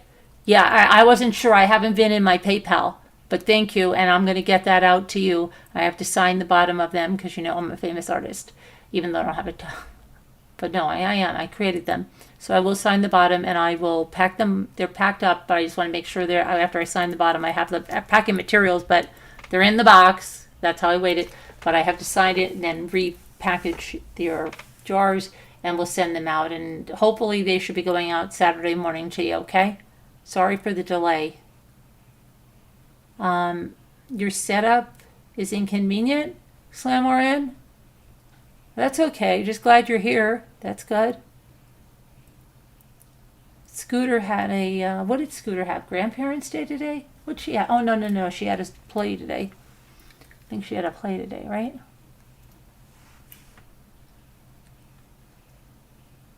You fell asleep and you guys, oh, we were in your dream? Okay. I can't believe it's Friday tomorrow. I swear it's like Monday.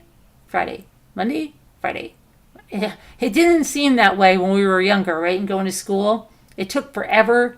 I'll never forget my friend. He would always say he hated Tuesday. Tuesday was the worst day. I said, why? Because he's like, you get to Wednesday, you're midway through the week. Monday is just Monday. And then Thursday, just one day to Friday. If he said, but Tuesday is just the worst day. And then, when someone tells you that, something sticks with you. It's like stuck with me. But it's like, it just goes so fast now. Monday is garbage day around here, right? It's Monday. And then it goes to Friday, Monday to Friday, Monday to Friday, Monday to Friday.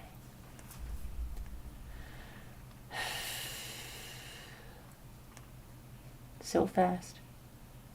You want to lie down?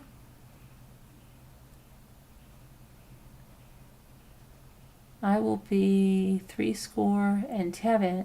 next week. I can't believe it. Really, Slamorian? Well, God bless. Happy birthday.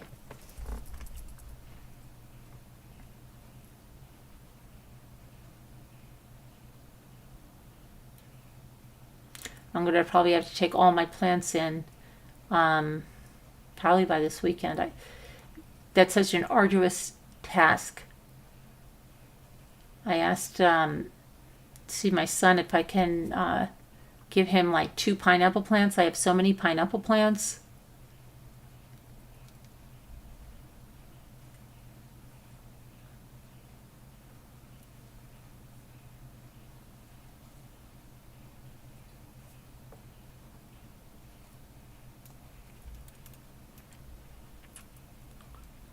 Friday comes so quick, yep. Friday comes so quick. And then the weekend goes by so fast, right? It's like Friday, Saturday, Sunday. It's Monday. Isn't that?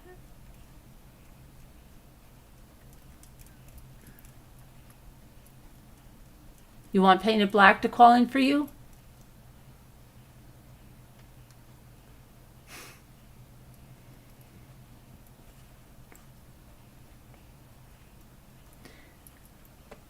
What's your favorite thing to cook? Billy Boy Blue. What is your favorite thing to cook? What's your favorite meal to cook? And now I sound like facilitator asking favorite things. Because it's like, I don't like favorite things. It's nothing, like it's all different. But what is if you had a favorite thing, what was your favorite thing to cook? Or you can give me your top 3.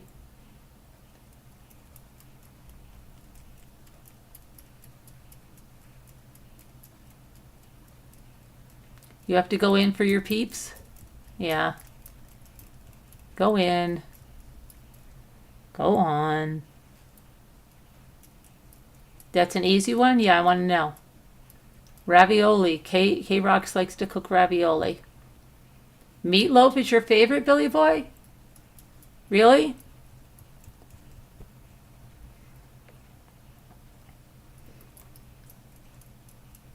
Mostly Italian food, K-Rox. Meatloaf, mashed potatoes.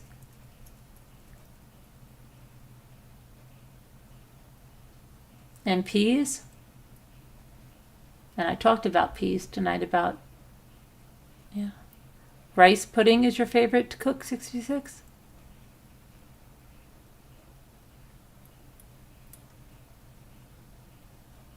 What's the second one besides meatloaf? I want to make my meatballs. I never get time anymore. It's like then we usually just end up making bolognese sauce because I never get time. And I said to Ethan, I'm going to make my meatballs. And he said, oh my gosh. And then Jimmy said, we don't have time. We have to hurry. I feel like we're like on that Family with Judd Hurst. We have to hurry. That's what that means. They were fugitives and running. They had to get in the car and leave. Every time I hear something, we're in a hurry. It's a code word. But anyway, liver and onions. Oh no, Slam. Chili and spaghetti. Okay. Shepherd's pie. Okay. Okay, you think. But I'm going to put that down to do that this weekend. I'm going to make the time for the meatballs. It's not even a lot of time. Meatballs. Ethan and Luke will be in Lori. Eggs Benedict with hollandaise. Okay.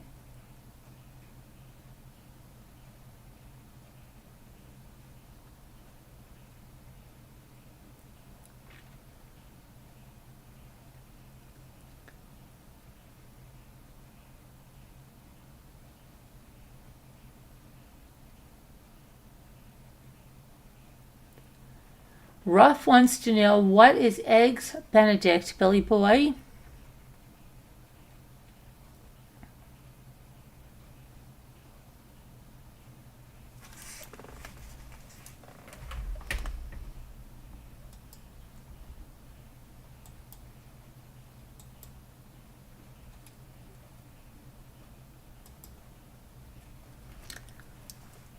Marianne, you like liver and onions too?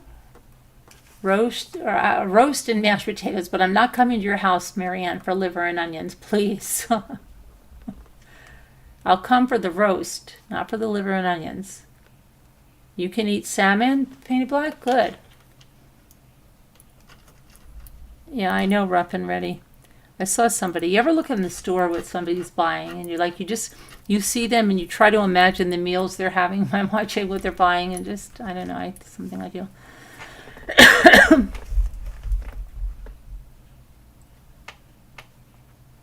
I haven't made a meatloaf in forever, but my dad used to make, and my mom too, but mostly my dad, he would do a lot of meatloaf, but our meatloaves were different. They were almost like my dad's meatballs. We don't do that real ketchup-y crap all over the top. I'm sorry if that's how you make your meatloaves, but yeah, we don't like them like that. Ours are almost like a giant meatball. I don't know. And I don't like chunks of onion and stuff. It's not, yeah, I think it's what you grew up on. I don't know. Oh, you lost beef, then chicken, now salmon is the only meat. Oh, that you don't choke on. Oh. Alarm, everyone says, mine's the best. They beg me to make it. Which one? The liver and onions? I won't be begging you. I'll beg you for the roast. Not the liver and onions, Marianne. I can't do the liver and onions. I can't do it. Over easy poached egg on an English muffin with ham and hollandaise sauce.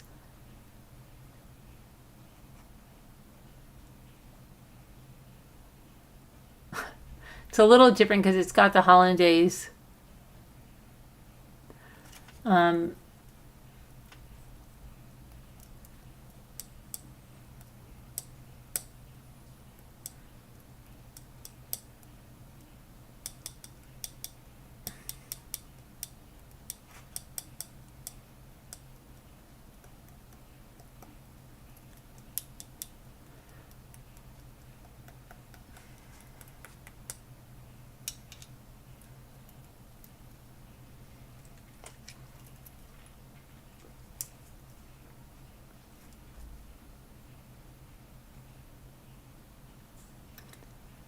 Stuffed cabbages, stuffed green pepper, stuffed green peppers. What do you stuff them with? Meat and rice and stuff.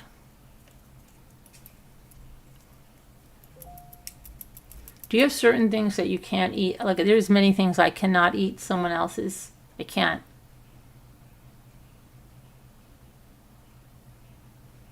Hey Dina, chicken with fettuccine alfredo. That sounds good. I have a hard time. There's only like Sandy Rusak's meatballs I can eat no problem. In fact, I told her, she asked me what I wanted her to make, and that was one of my things. I said, I want your meatballs. because her meatballs are a lot like my dad's meatballs, the meatballs that we make. Yeah. So, yeah, I wanted those. And then we had a lot of different things, but it was all good. But I just can't eat anyone's meatballs. I just can't.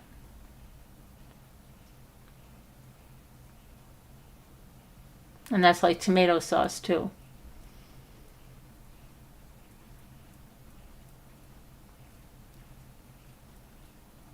Oh, really, Ruff? You like liver and onions too? Eee, really?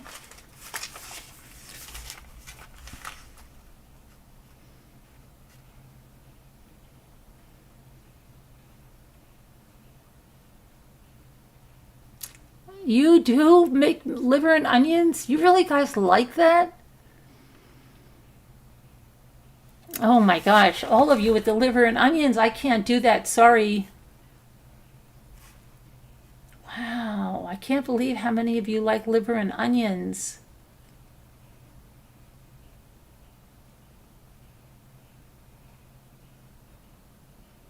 I know, Sharon. What's with all these liver people? Hi, little lady. Spinach cannoli smothered in mozzarella. That sounds good. Cannelloni. Oh my gosh, cannoli. Oh my gosh. That spinach cannoli does not sound good. Spinach cannelloni sounds good. Oh my gosh. Spinach cannoli. Oh my goodness.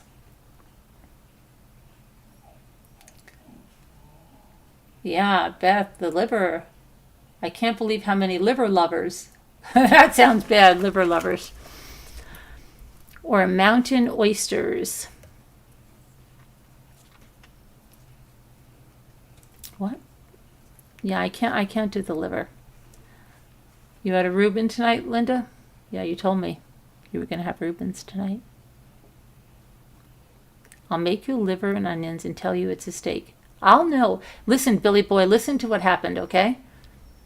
When my daughter was, was she less than a year old or just going to be a year old, I think. No, was she walking?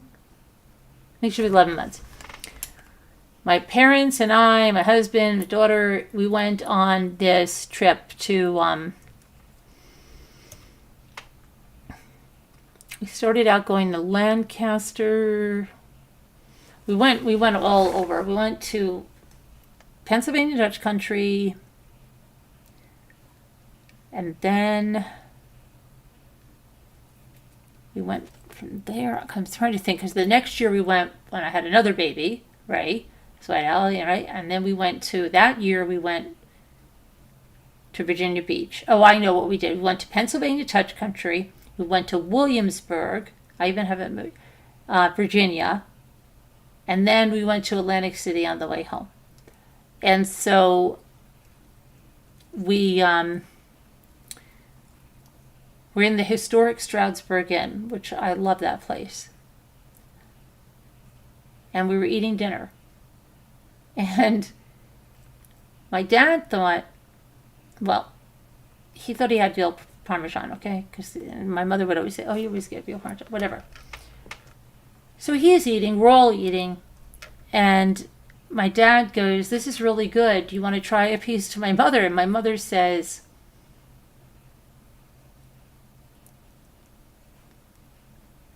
she goes, Mario, that's liver. Now, you have to understand, my dad doesn't eat liver. So he goes, no, it's not. So she goes, Carolyn, so he goes, taste this. Your mother's saying that this is liver. This is not liver. This is right. So I taste it. That's the only way I tasted liver.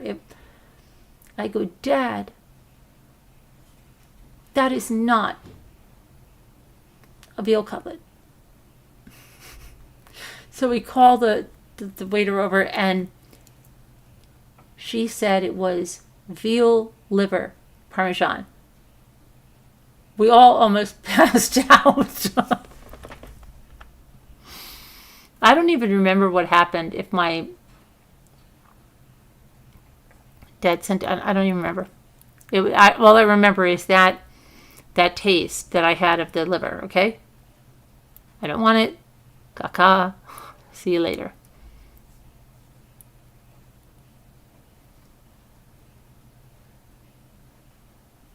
Is it like sliced roast beef? No. It was like, I don't even want to talk about it.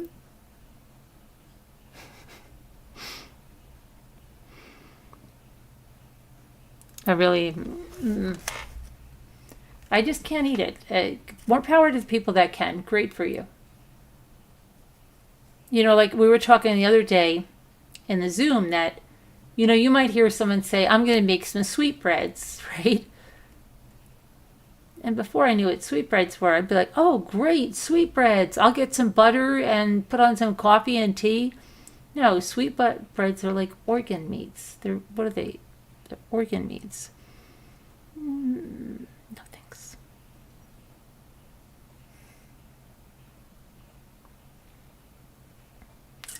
You can't, Ruff?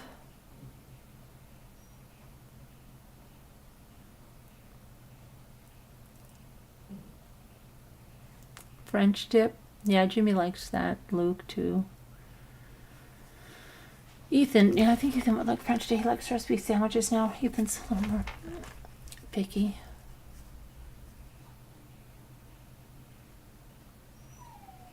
Oh, she's talking about the French dip. I thought she was talking about the liver. I was going to say, and she's like, is it like sliced roast beef? No, it's not. Sorry, paint it black. I'm killing you tonight. I don't want to kill you. I don't want to kill you. Please, I don't want to kill you. You think lamb is gamey? It has a taste to it. I don't think it's gamey, but you have to eat it with mint jelly. Do you ever try it with mint jelly? You have to have the mint jelly. I don't get gritty. Are you talking about the crown roast of lamb chops? I don't get gritty. You have to have it with that mint jelly. We're going to be going to the Sheep and Wool Festival, and it's hard.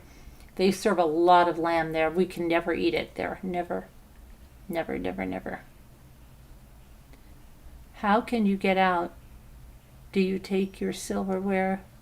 Carolyn, hey, how can you eat out? Do you take your silverware? Why? Why, of course no, I don't take my silverware. You can't eat organs of any kind. Yeah, either can I, little lady. Either can I. Gross. Cannot. Can't do it. Billy boy. I'm mad no one got my Silence of the Lambs reference. Oh, I'm sorry. Let me see what you said. You said it was gamey. Is that what they said in Silence of the Lambs? I don't remember that. Oh, germs? No, I go out. I eat out. You betcha. You betcha, Painted Black. I eat out.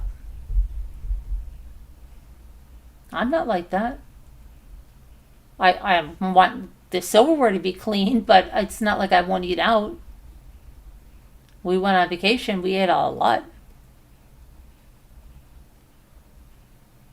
You have mule days, but we don't eat mules. Yeah, I don't. Does anybody eat mules?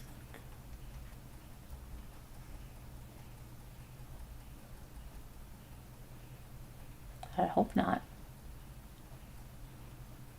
I hope not.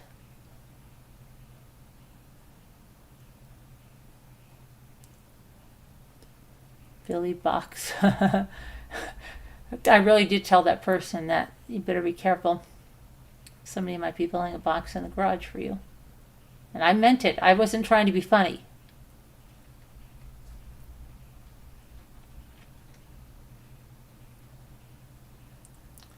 Dogs? Billy Box, Billy Boy. Billy Boy Box. Boy in the box, Billy. Billy, where's your box? Get your box, Billy.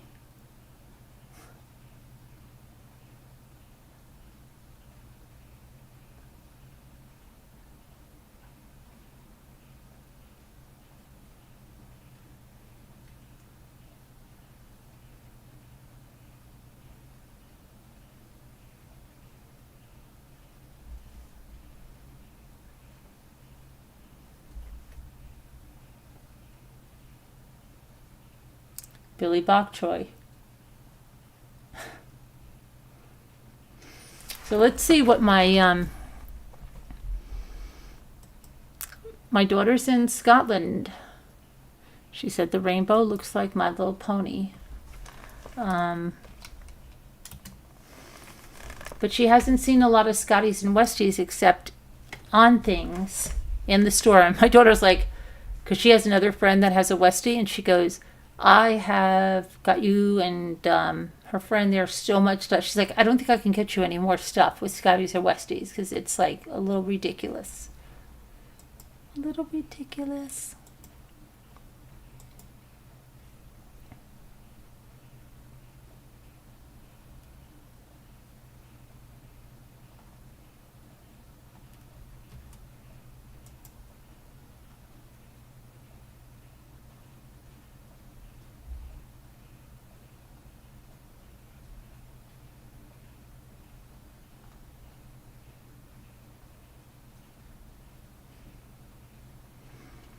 And I watched a little bit of I didn't watch when I was biking. I listened to a little bit of the Maya trial. And the reason I'm not reporting on it tonight is because I did not watch enough of it.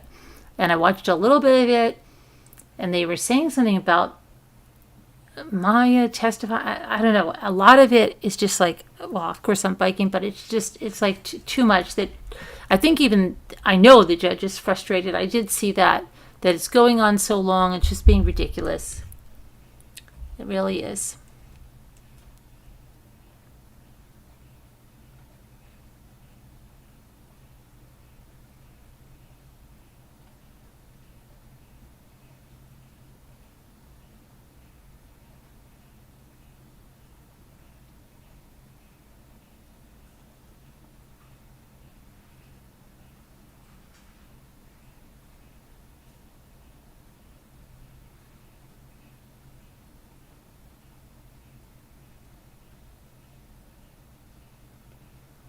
Okay, so my daughter said,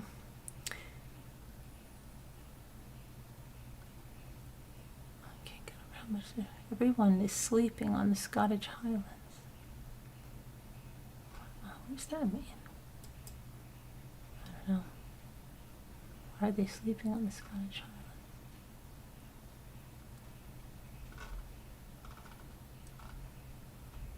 Okay, let me see.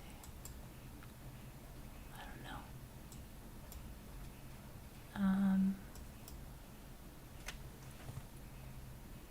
There was something I was going to tell you guys. What was I going to tell you guys? Something.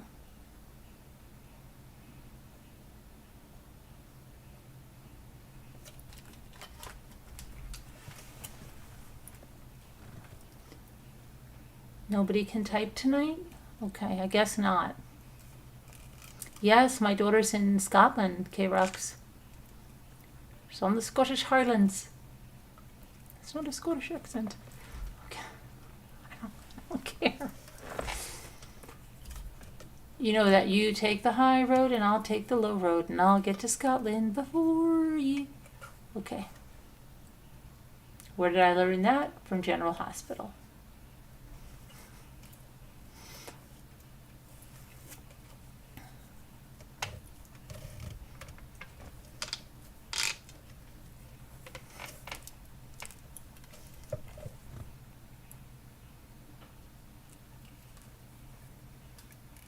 I'm trying to think about, you know what I got? Remember the old click-clacks? Those things you click, click, click, and the two balls go together and together and together, and then you get them on top? I got those. You're at least 5 hours away? Cool. Yep.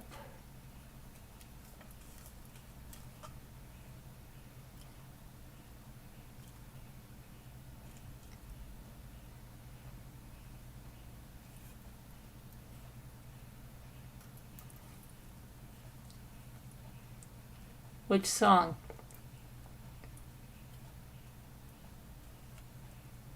The Scotland song? You take the high road and I'll take the low road? I know that song. I learned it in General Hospital.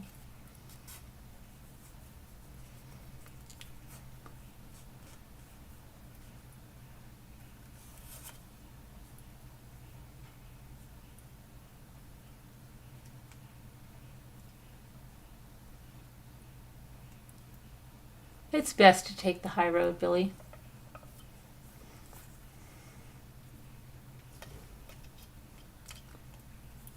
We're on that high road together. Life's a highway. You're taking the high road. Those rocks will kill you or break your hand.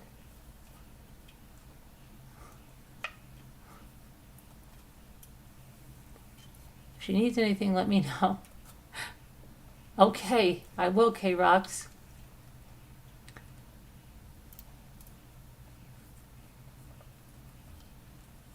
She had a layover at Heathrow. I don't know if she does on the way back. She did then.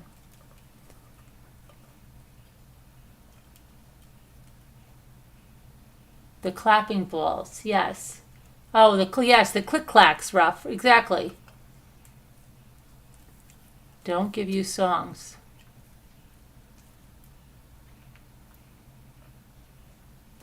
Just another night. You remember that song by B.J. Thomas, Billy Boy, Terry? Big extra points if you do.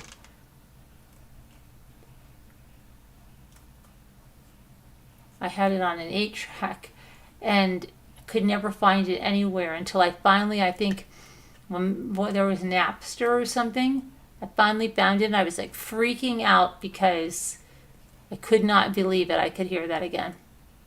They'll break your hand if you're not careful. My aunt used to freak out about them. My sister and I had them. They don't make the strings as long anymore. The strings used to be longer. I should do it in a TikTok video. Just do the balls, do the balls, do the balls.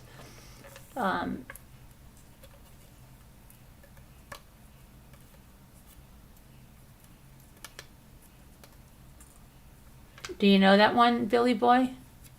Terry?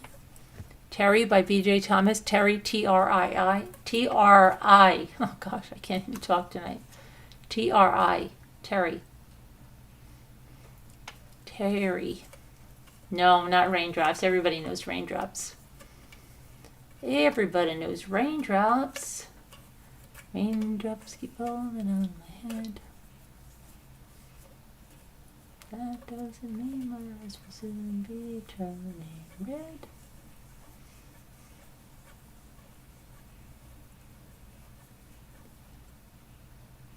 Gotta take some pictures tomorrow. It's nice. It's gonna get rainy. Seems like everything's changing. The leaves are starting to change now. You don't know it? It's about this love he had in his town, and he like let her go, I guess, to pursue his dreams and stuff. And he's so happy. You know, they don't have cell phones. They don't have texting. He doesn't call her. He's just going to go there, and he's making all these plans in the car. You know, Terry. You know, the girl who should never.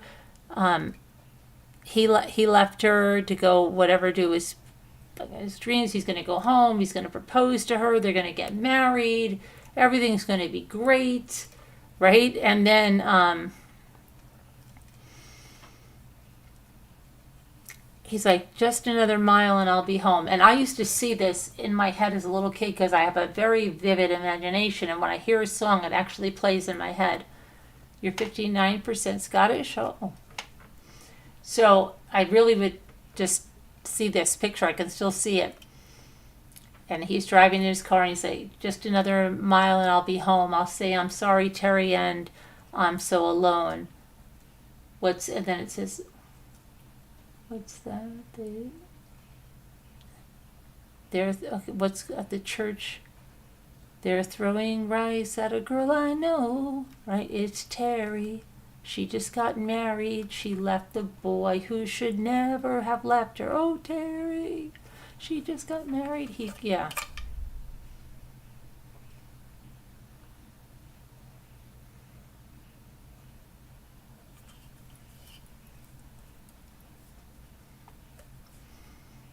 Crying's not for me.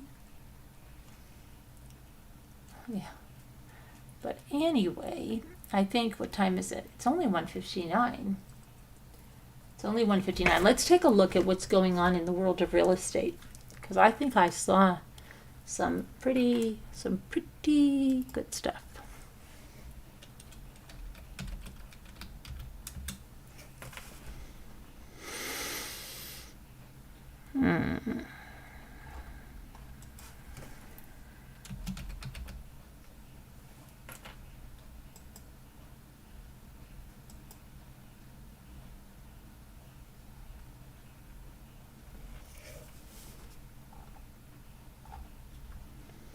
Let's see.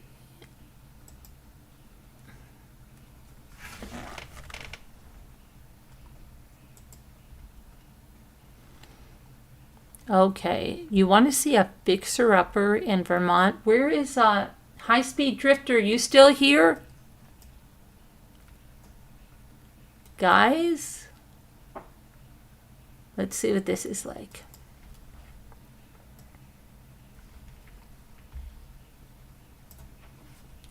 It's a fixer-upper in Vermont. Let me tell you about it, okay? It's nestled between the Bluemont General Store and the Bluemont Station Brewery and Winery. It's an 1850s Queen Anne Victorian on 1.42 acres, and it's a true architectural treasure and a beacon of the quaint little village in Loudoun County, Virginia. The house requires major work to return it to its glory, which presents a unique opportunity for the buyer who possesses a love of historical homes and a passion for renovating. Step inside and be transported to a bygone era, all while knowing that hiking, fine dining, and shopping, along with recreation, is just a hop, skip, and a jump away.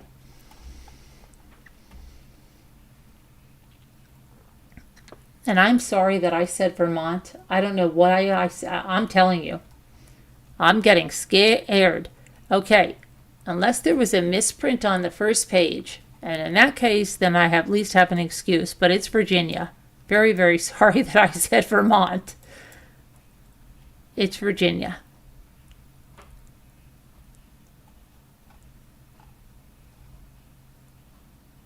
It's Virginia.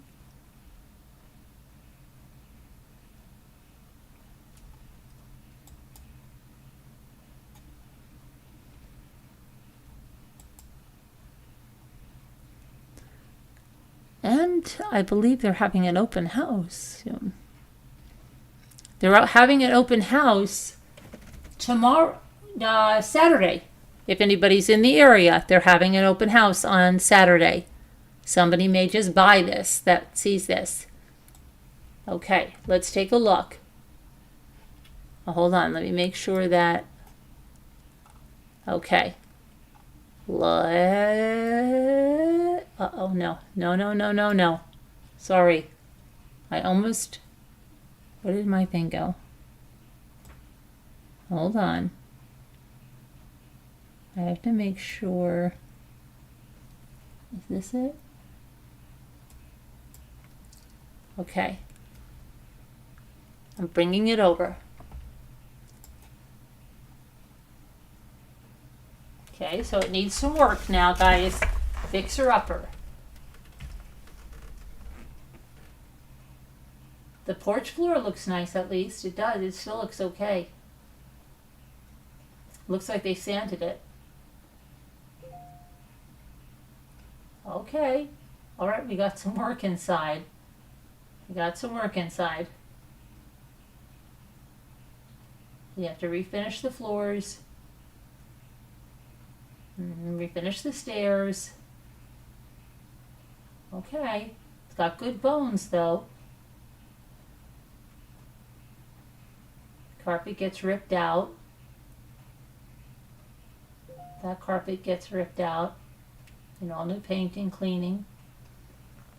It's a nice little lamp. I don't know why this here was there was a trap door there or something.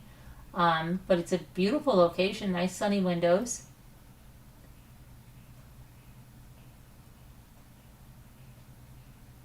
Kitchen circa the 80s.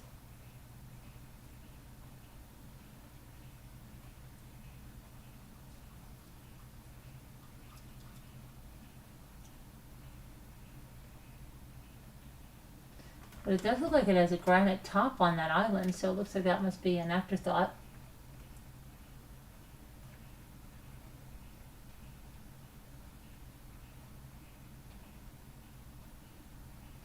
You could definitely live in it while you're fixing it up.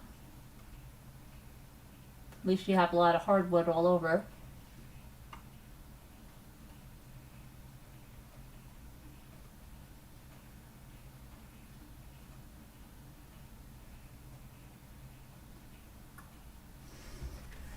That's a nice fireplace down there, but it's a very long, narrow room. Great, but in this not like this fake wood paneling's got to go.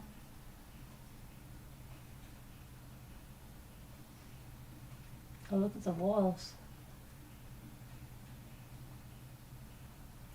That's a gut. That's all gutted. You really have a blank canvas. Oh, look, the shells. Look at the shells. This is scary. But you know what? It's nice in here, like, because you could tell these people were optimistic, right? Because everything's falling down around them, and they still put a little picture up there so you can look at that. The plug is out of the wall. The cracks are all over, right? But they still put that on, and then you have this really rusty shelf, and this shelf probably got so rusty because the water was probably hitting that.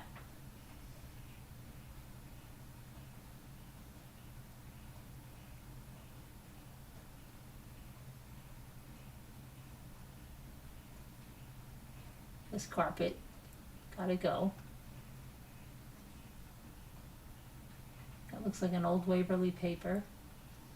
Oh boy, gotta rip that carpet out, but it's got that nice, that might be like a bay window kind of. That's not really a bay, but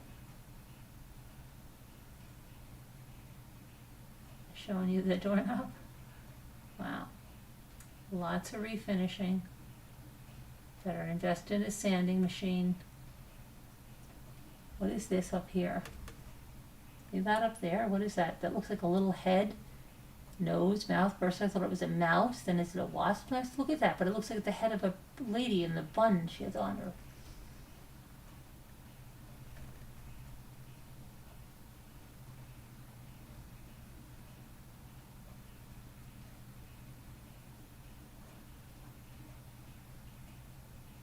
Gosh, that looks like a monster, a scary monster.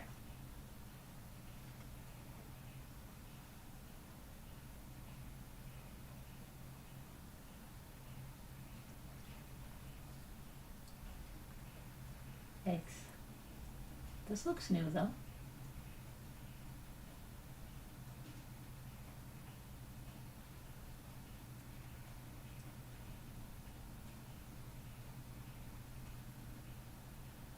It's got a, looks like it has a new metal roof on it.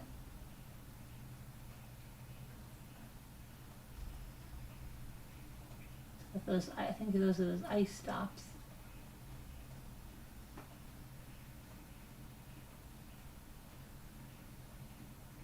Look at the house over there, has all solar. Look, it has a nice double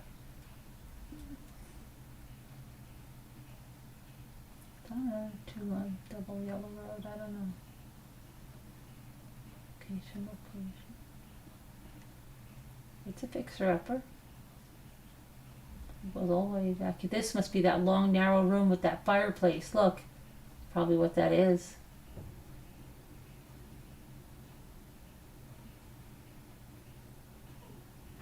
What's this over here? Look, there's a whole bunch of junk they took out of the house, I think.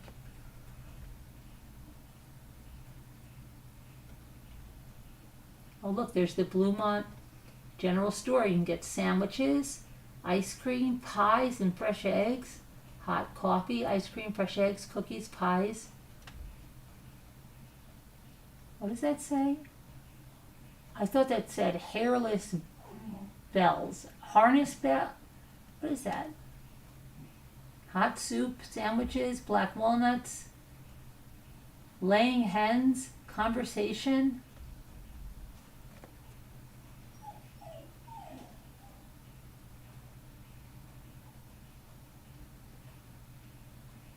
Post office.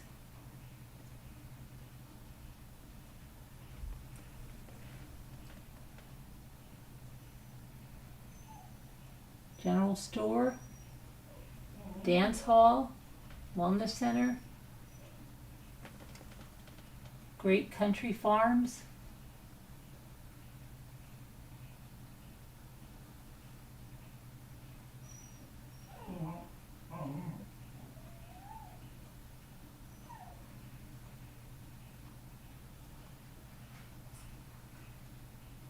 Dirt Farm, Beer Chase. Okay, so how much is it?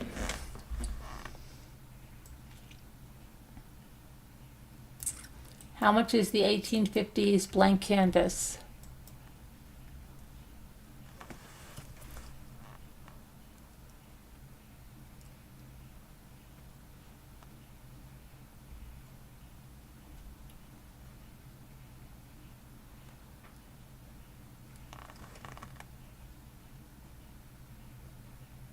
Good, put your bets in. I'm listening to you.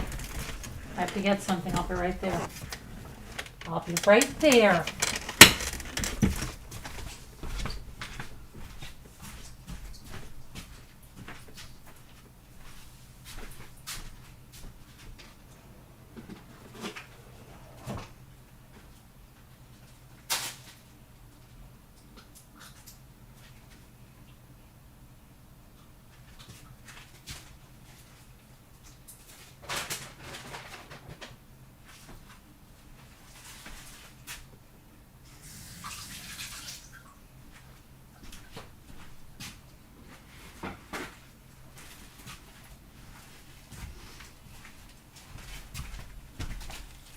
I'm going to eat an apple, but I won't crunch in you. I won't crunch it. Okay? I will mute when I crunch. Okay, so let me see what you guys think. Hold on, okay?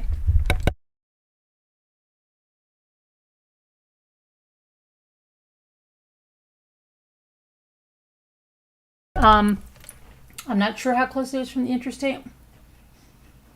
Probably close.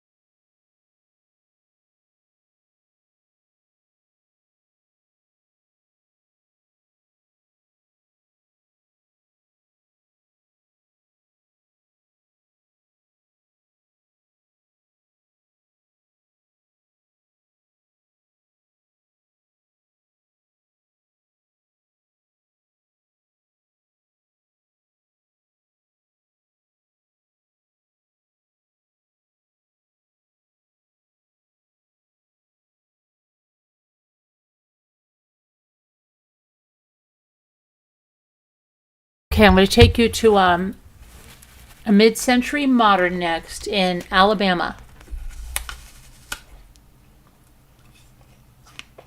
I'm sorry, I didn't mean to do that.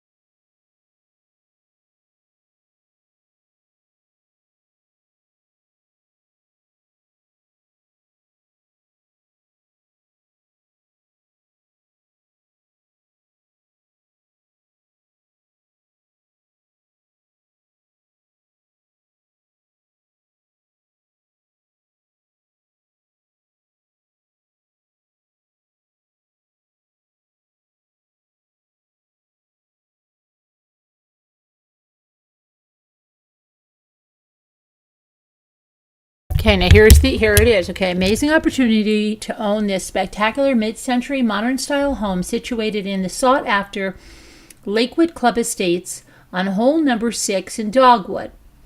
The residence was designed by renowned architects March and March.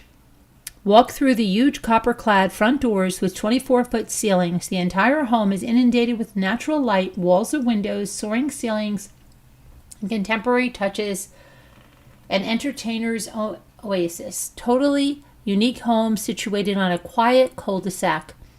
The current owners have tastefully updated the home's interiors and infrastructure to today's standards over the past decade. Okay, it's 4,567 square feet. And it is on 1.03 acres, and it was built in 1976.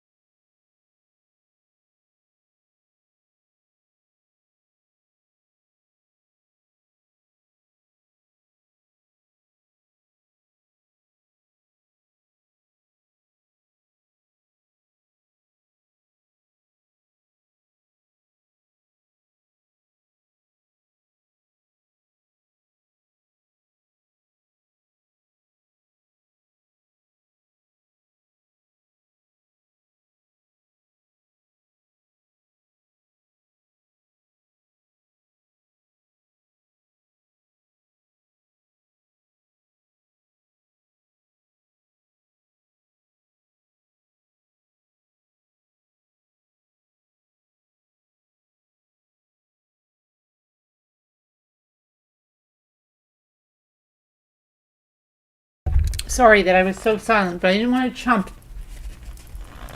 I like to enjoy my my apples. I like to bite into them, so okay.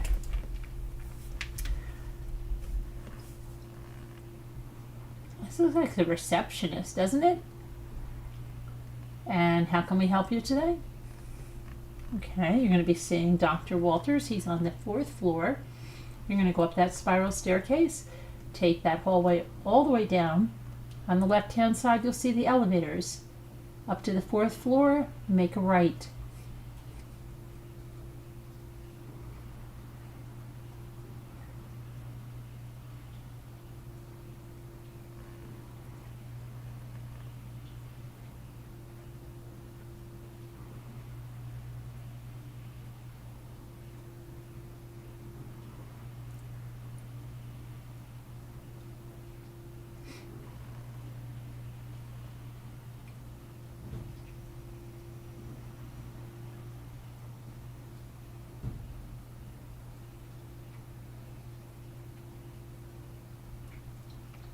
See these? I have these, but I have mine is all pantry, and it doesn't have to have these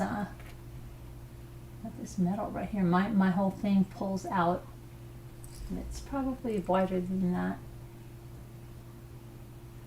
It was a new kind of I like it a lot. That one, and then I have a different kind of pantry too. I know I always want it put in the.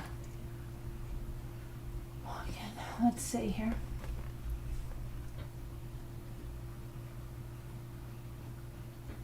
I don't understand. This is like, I agree with Julia Child, what she used to say about the. It's good if you're probably shorter, but not so good if you're tall.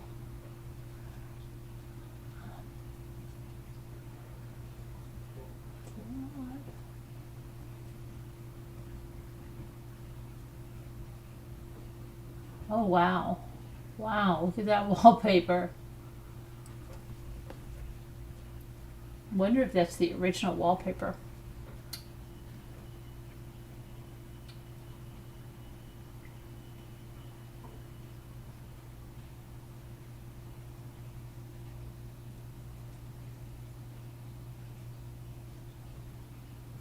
I think they should have staged the home a little bit.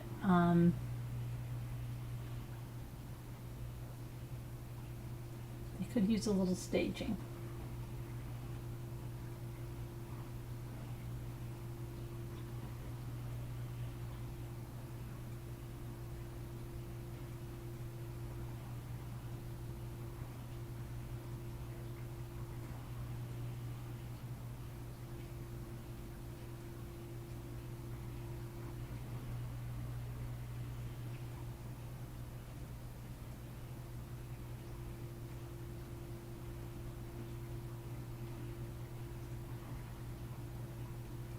The Grand Hotel. The Grand Hotel. Okay, so how much is this now? I bet you all are going to get this wrong. Isn't that encouraging? But I think you are.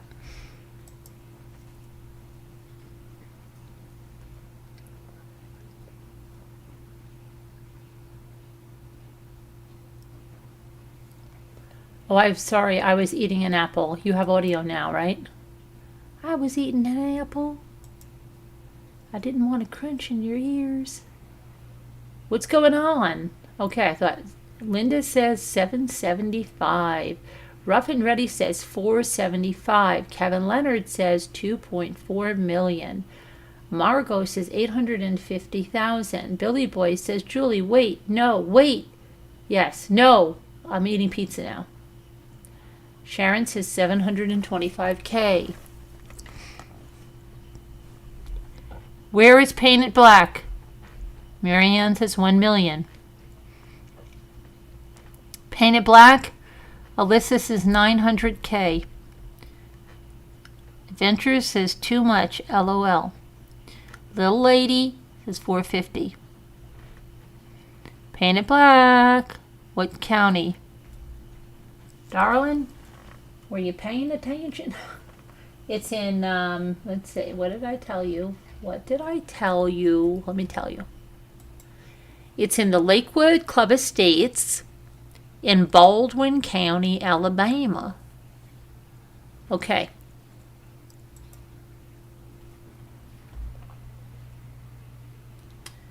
It's on the golf course. Adventure says 1.2 million. You weren't supposed to read that. I'm reading it all. Is the house. Yes, this is the house. Were you paying attention, Painted Black, or were you drifting off and not paying attention? This is the house. Doesn't have a red door, and you can't paint it black. It has copper doors, and you have to keep them that way. You hate me? That's not nice, Billy Boy. That's a really mean thing to say. I thought you said I was the... I don't know what you said. I was the something. Mommy Rams. 590K, says Dean Elizabeth. 1.5 million.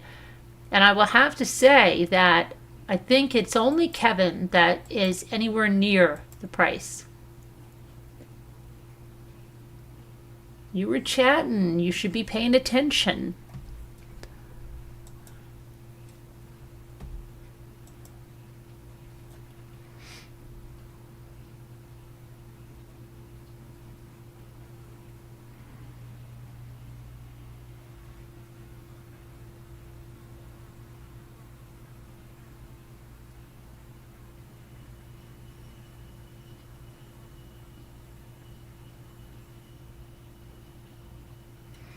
Hey. Hey. You want to see, what do you want to see? Do you want to see a historic hotel for sale in New York? In a town named Sharon Springs. I feel like, do you want to see this in a town named Sharon Springs? I'm going to tell you about it anyway, even if you don't want to see it, okay?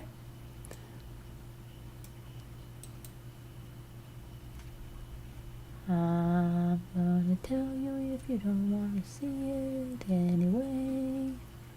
Okay.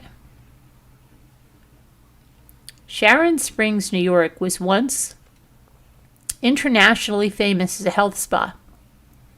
This quaint village with its unique history was renowned for its mineral waters, 4 different types of mineral waters. It attracted guests from all over the world, including Presidents Martin Van Buren, Ulysses S. Grant, Theodore Roosevelt, Franklin D. Roosevelt, along with authors Oscar Wilde and Charles Dickens, as well as Cornelius Vanderbilt's family. Steven Spielberg even stayed in Sharon Springs to interview the Holocaust survivors for his movie Schindler's List. Say you learned something today.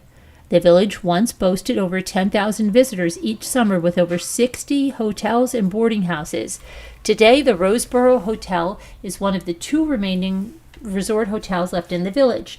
This is a significant opportunity to create a unique hospitality offering in the booming upstate New York market, and it's waiting for an enterprising hotelier to bring it back to life. The hotel foundation has been completely stabilized and has a good roof. The first floor has been redone and includes the potential for 8 shops, a restaurant, and a 300-seat ballroom.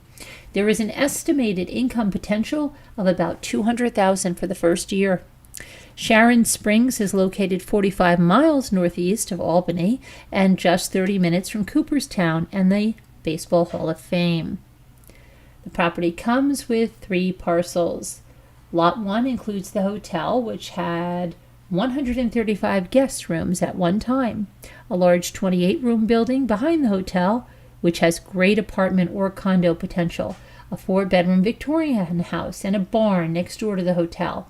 It has a 10-acre lot, which was where the former Union Hotel once sat. Stepping through the doors of the hotel is a complete time warp. It has the original lobby and front desk with a 1930s Otis elevator that goes to all 5 floors. The front desk was restored to its original 1896 natural cherry and walnut finish. The exquisite new multi-tiered French gold chandelier is customized with over 100 Austrian Swarovski crystals. Animation designed the 2 real palm leaf blade fans. Original plaster moldings and ceiling was restored. The ballroom features beautiful coved ceilings with French Empire crystal chandeliers. There is a full commercial kitchen and a dining room that seats 95 people. The hotel has 3 wings to it. The upstairs needs complete renovation. And this is not a project for the faint of heart, but it's well worth the reward.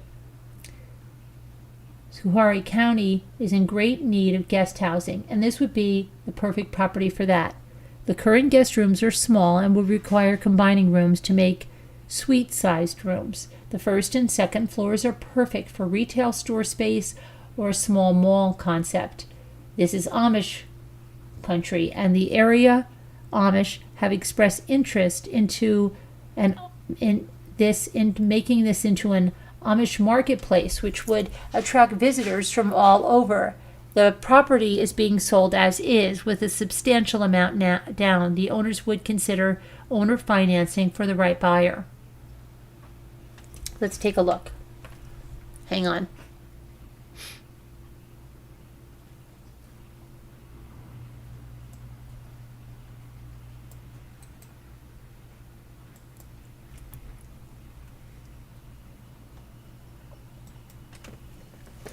Do you want to see it or don't you want to see it? Do you want to see it? Don't you?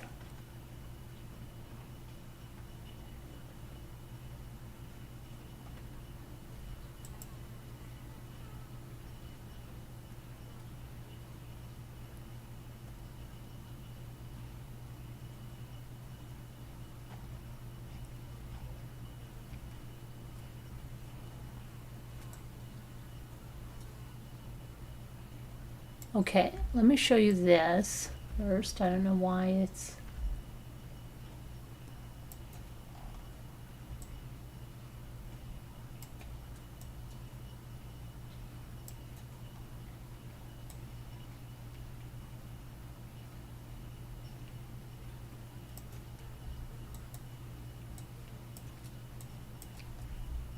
It's over here. The Everything shop is across the street. Across the street. And this is all the hotel. Okay, now hang on.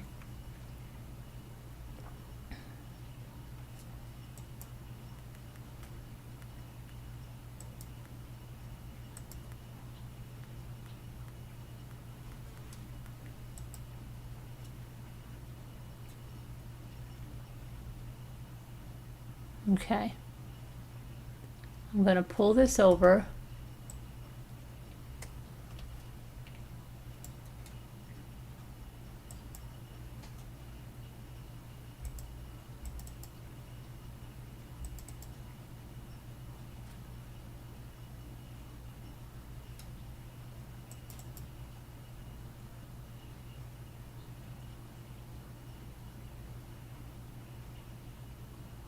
We're not going to see too many pictures,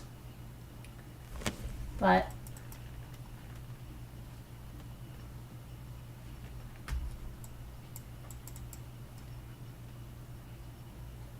what do you think that is worth? There's the barn. Here's the Otis elevator. They're not giving us a lot of pictures. Let me see if I can find some more pictures. Because they're not giving us a lot.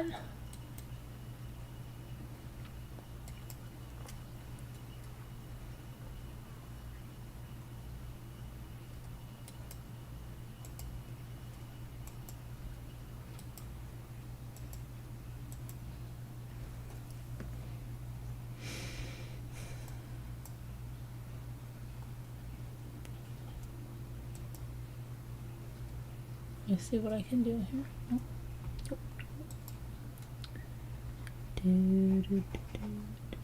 Okay, we're just going to have to just take a guess on this one. You're going to have to use your imagination. And what do you think?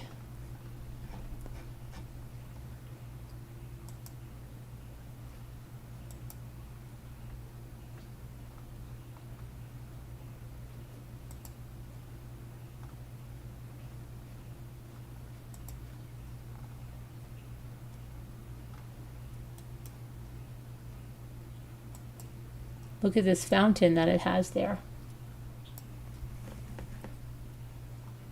Fountain. Look at these sculptures in the yard. How much do you think that is?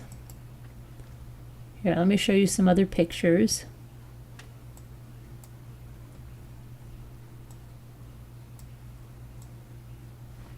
Ballroom.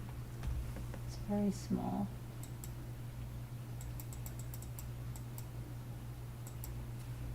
Okay, people, how much do you think this is?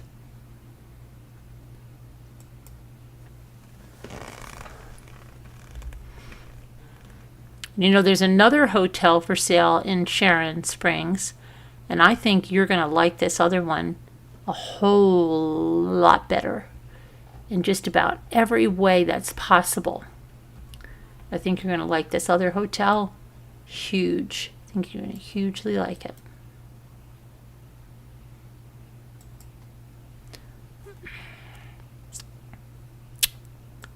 And I'm going to show it to you. But before we do that, I need you to tell me how much you think this one is.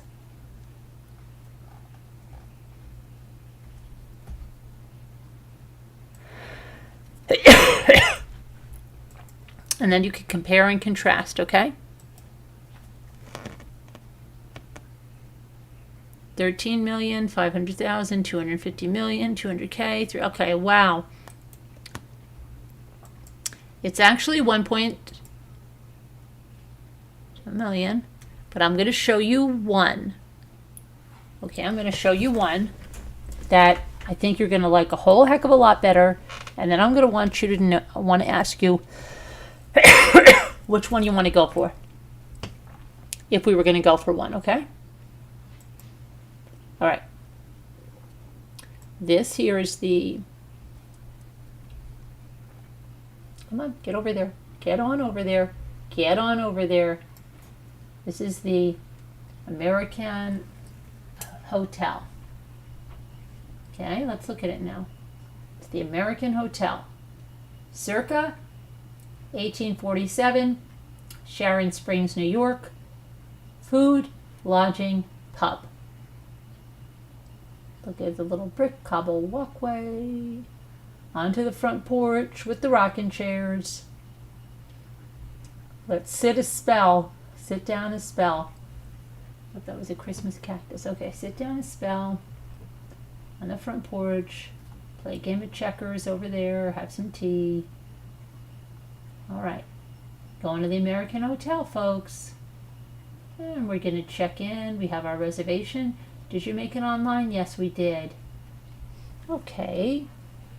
Have you ever been to Sharon Springs before? Yeah, I think so, but I don't think we were staying. Okay. Can you go over there and sign our guest book? Oh, of course.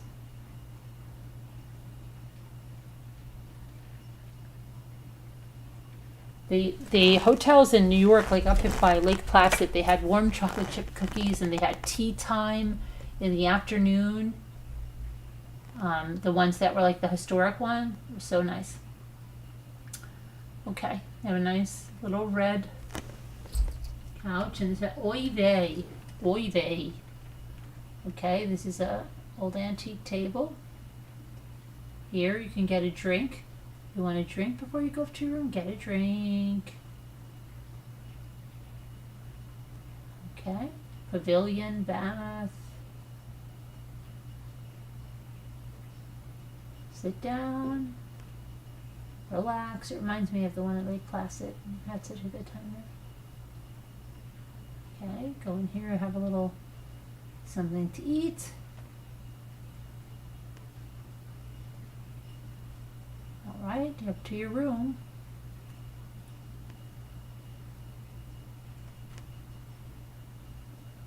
You're in the blue room. Please don't touch the plates. Thank you.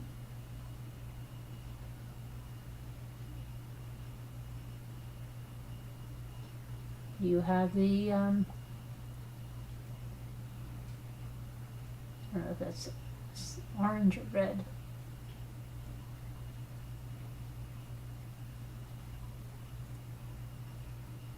Back to the blue room.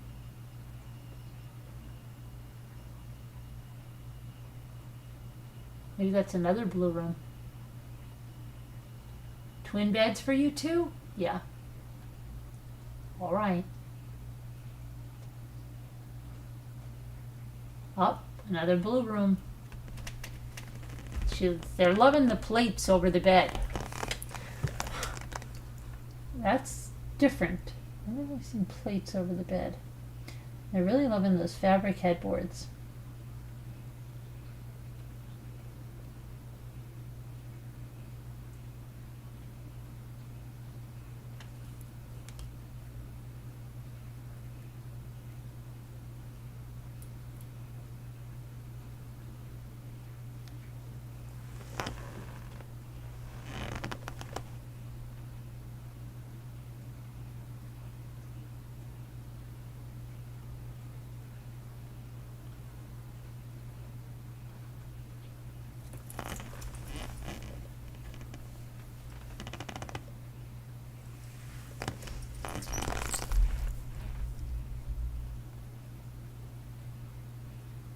Okay, so how much to own the American Hotel?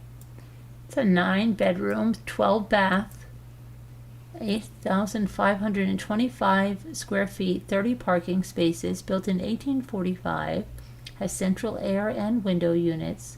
It's on 2.72 acres, and let's see what you say. What do you say?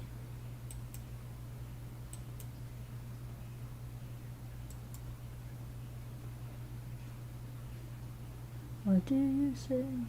Hello, Deputy. What do you say? 5 million, little lady says. Sharon says 998K. 2.4 million rough. Hi, Lynn. How are you? Lynn, you know what they say.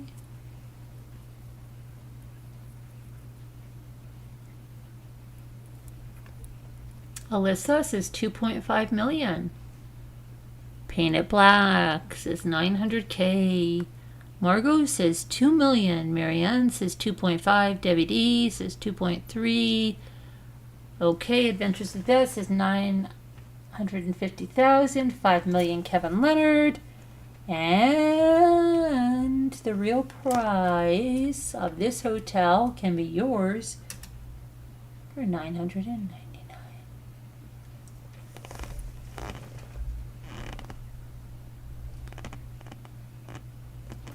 Okay. How is that? You won, Beth? You won, kitty Odie. Really? Yeah. Well, you got... Sharon was pretty close. Didn't she get 998? I don't know. You guys are going to have to fight it out. I can't get in the middle of that. I don't like getting in the middle of those fights. Okay, let's see what else. Let's see what else we have.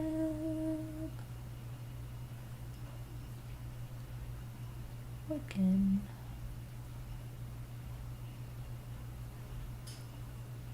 Oh, I think I found Velvet here.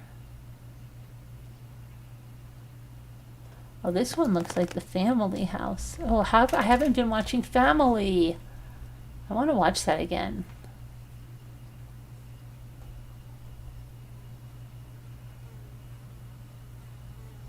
Oh, wow, there's so many good houses.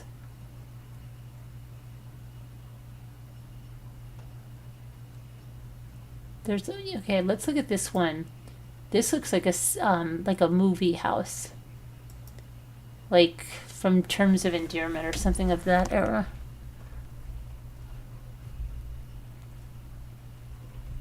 It's in Rye, New York, in Westchester County. All right? All right. All right? Yeah. Okay. Let's get over there. There's so many that I want to show you. Elle is going to be so mad that she missed the real estate game. Oh my goodness. Okay.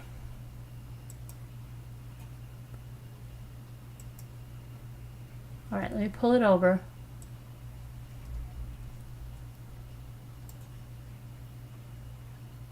Doesn't it look like a movie house from one of those things? But the other one looked like the family house, the one that was in Woodstock, New York. But I didn't show you that one yet. Okay. Let me tell you a little bit about this one. Come home to Rye, New York. Warm ambiance surrounds this brick adorning colonial in the heart of Indian Village and captures your attention the second you approach it. Step inside the inviting front-to-back foyer that escorts you to a picturesque backyard full of natural wonders, highlighted by a charming Claude Monet replica of his garden bridge in Giverny. This distinguished home boasts 5 bedrooms and 4.5 baths, a recently updated kitchen. The primary suite includes 2 generously proportioned walk-in closets, dressing rooms, a marble bath with dual vanities, tub, and oversized steam shower. There's a doorway which leads to a hallway that escorts you to an additional bedroom, hall bath, laundry room, and the back staircase. Completing the second floor, there is a third and beautiful wood-paneled ensuite bedroom with a door to a lovely porch where you can relax and enjoy nature among the trees. A winding staircase leads to the 3rd floor, featuring 2 additional and wonderfully proportioned bedrooms and a hall bath, ample storage space. Experience the timeless charm and picturesque setting that makes 60 Mendota truly exceptional, all within a few minutes walk to town, Rye, and the train station. That's important. When they have a train station, it's super important. Right to the city to work. Okay, let's take a look.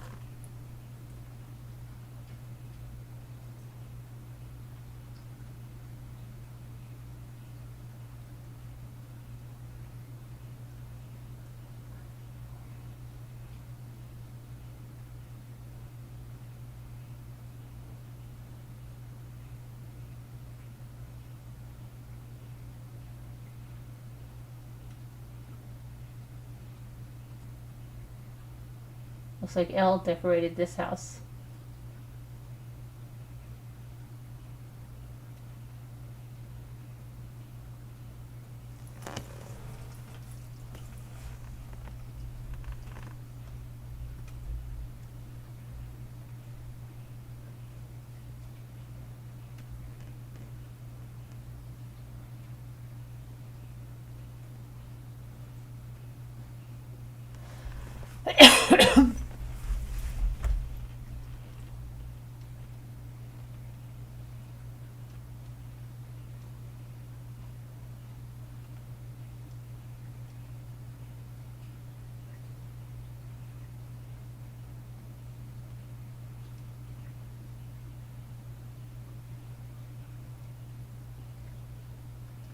Like all those built-ins.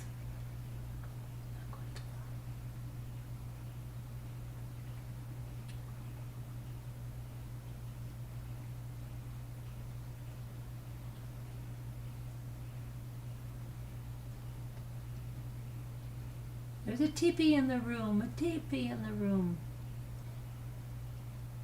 More built-ins.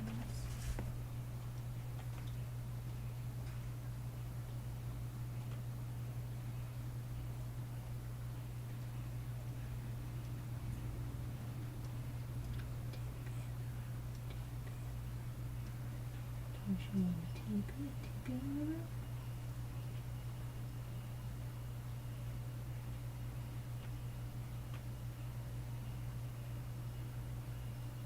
Oh, look at the bridge.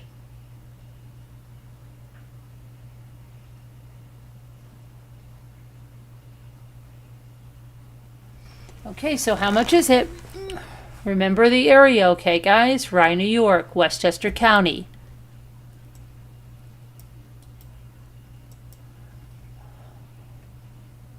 Westchester County. Westchester County.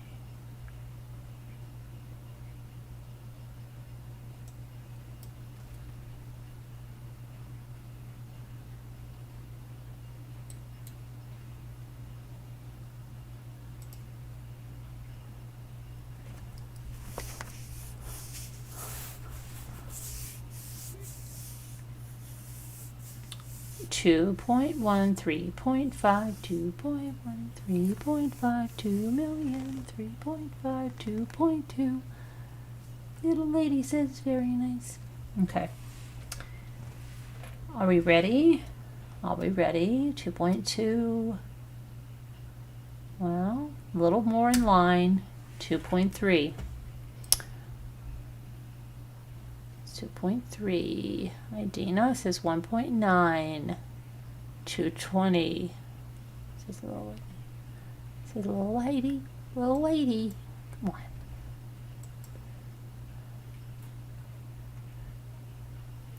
$220. No. No.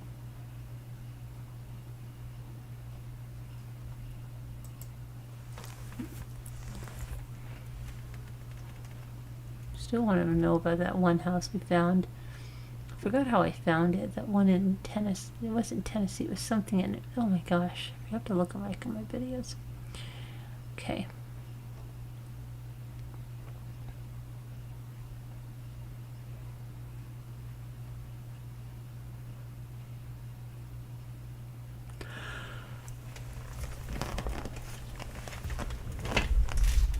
Ooh, what's this? Okay, you want to see something? We're going to go to Hickory, North Carolina. You want to go to Hickory? Hickory, North Carolina. Let's go to Hickory, North Carolina.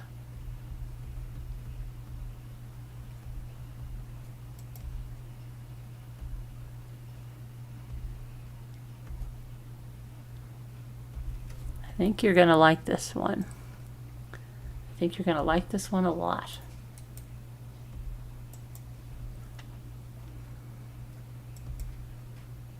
Okay, we're going to go into this one. You're going to live large over here in Hickory.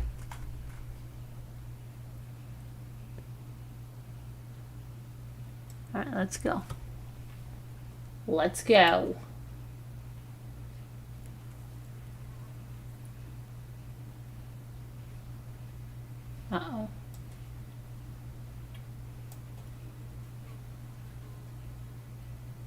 Looky, looky. Look at the pool house. The main house.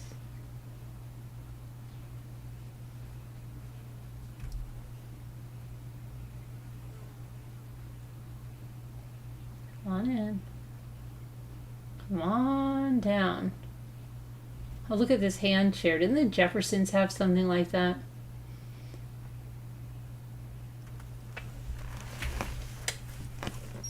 Parquet wood floors. Parquet?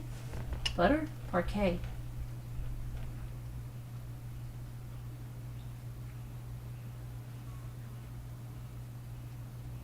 Look at that. Look at that, Sharon. I thought those were fabrics. Are those books like that? Color-coded books? That's weird. Look, everything is like, this is dogs. This, I bet you an artist owns this. Look at this chair. It's a bird cage with a feathered, wow.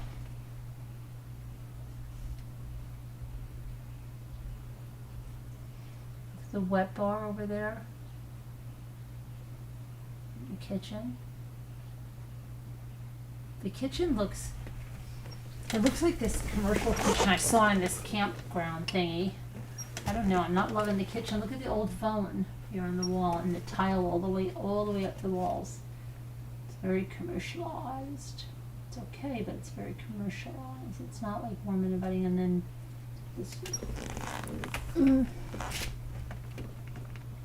It looks like to me like a guy designed this, and a guy lives here. Sorry, the guys.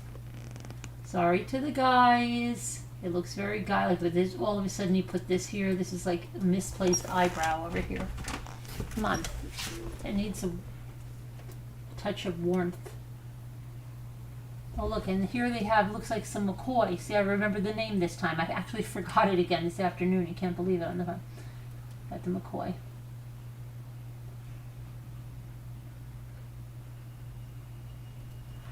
I don't like this without a vanity. No storage, you know? That's, again, a very manly thing to think of. Sorry, men. Look at this. I just have to lie down for a minute. I'm just very verklempt. I need to lay down on the fainting couch. Doctor, please. Look, Al.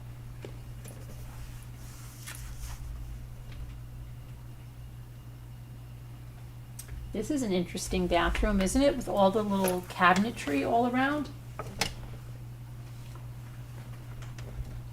That is very interesting, isn't it? Look at all that storage in the bathroom. What is in all of that? Is that where their clothing is, or what's going on there?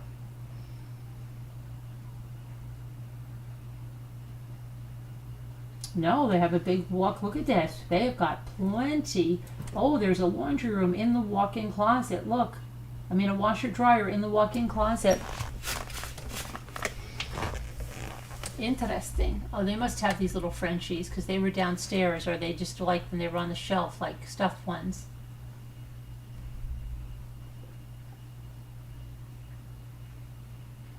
This is definitely designed by a man. I mean, the men live here. Yeah, look, I told you. A woman, what is that, Johnny Depp? Kind of looks a little bit like Johnny Depp. Remember that strange house we saw with like the beater thing on the wall? It was really weird. This is very much, I'm sorry, not to be. Yeah, like see, they don't put a vanity in, then they put this thing in there. No, no, no, no, no, no, no. I would rather have a nice vanity with storage. Yeah, look at the dogs. All right, let's go out to the pool. There's the pool. There's the pool house. There's the pool house. 3-car garage.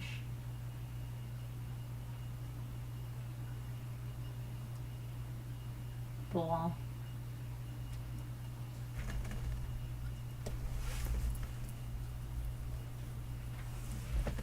Look at that. There's like a bull out there.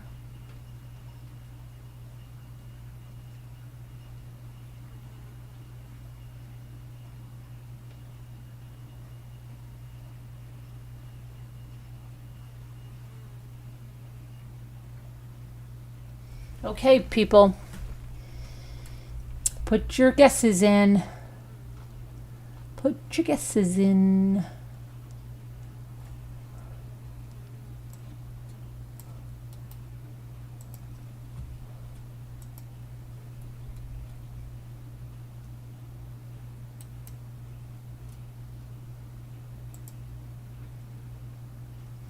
$4.5 from Little Lady.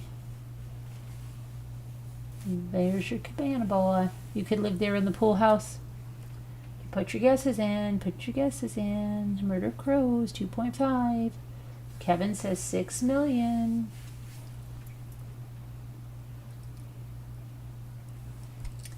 Sharon says 4.9. Debbie D says 3.2. Rough and Ready says 999. 2.3 Adventures with Beth. 2.3 Adventures with Beth.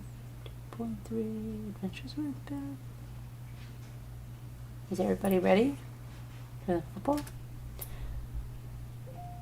2,490,000. 2,490,000.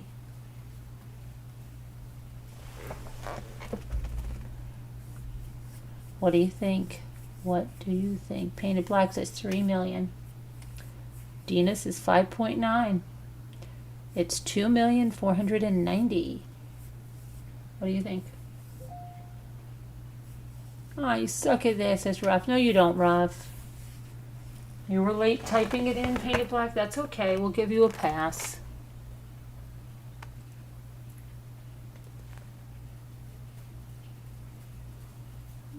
Murder of Crow. Congratulations. Did they get a Murder of Crows? Got it. Congratulations. Congratulations. Salutations. Murder of Crows. Murder of Crows.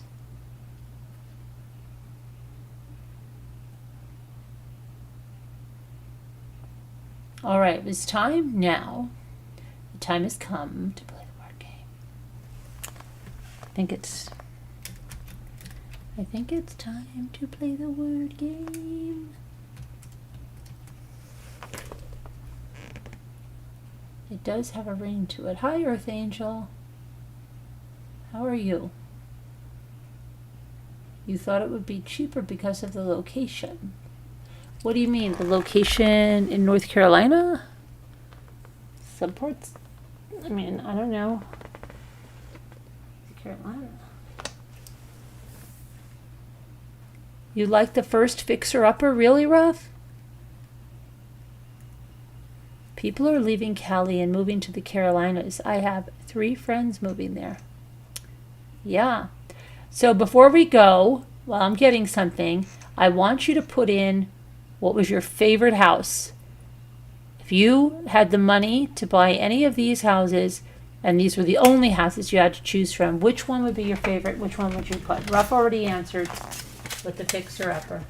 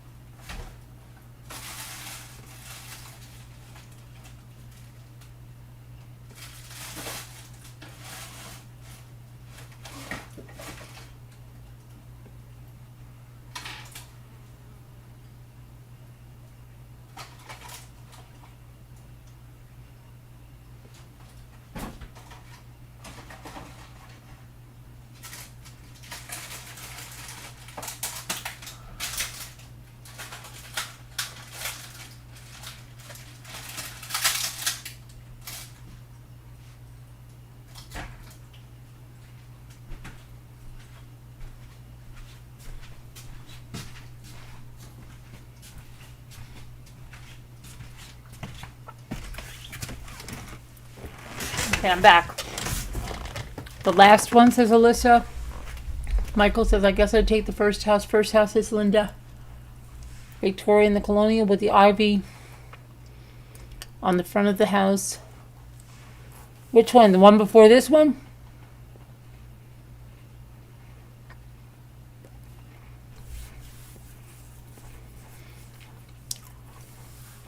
First hotel, says Linda. This one says Debbie. Okay.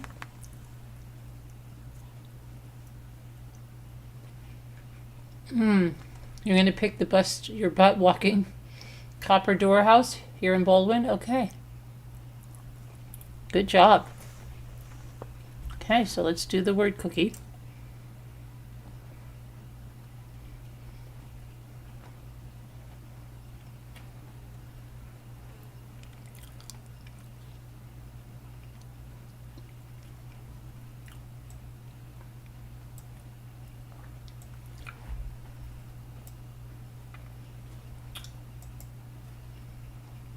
Come on, come on, come on. 20.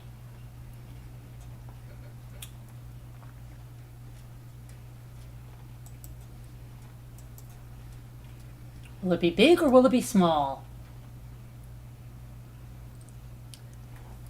Okay, it's a big one.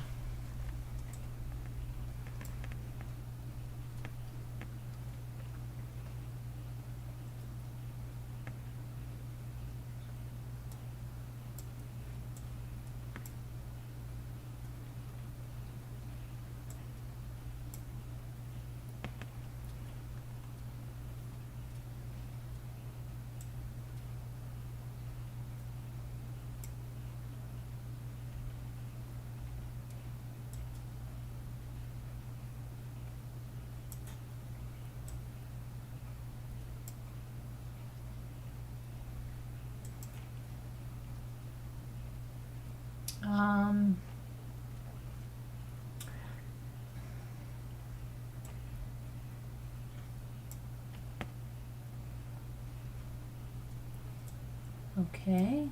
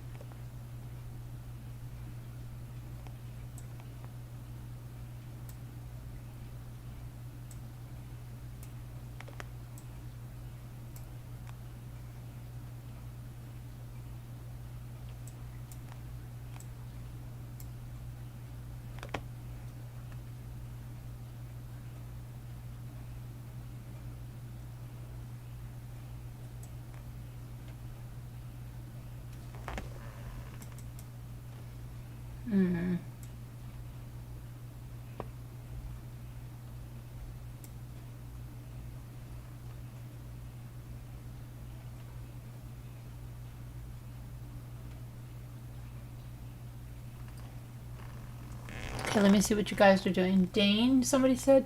Dane? Sounds like a name. Dane. No. I tried aced, it didn't work. Cane. C-A-N-E. Original. Thank you. Head, says Sharon. Get ahead. Nary a chance will be. Okay, sorry.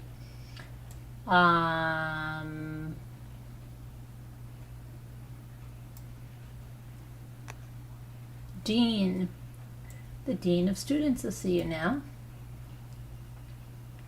I did cash, didn't I? Oh, I did cash. Okay.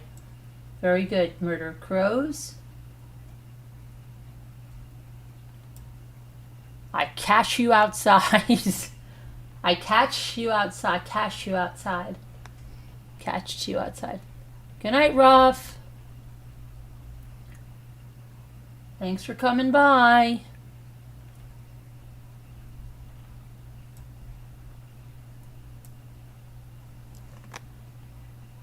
Eight.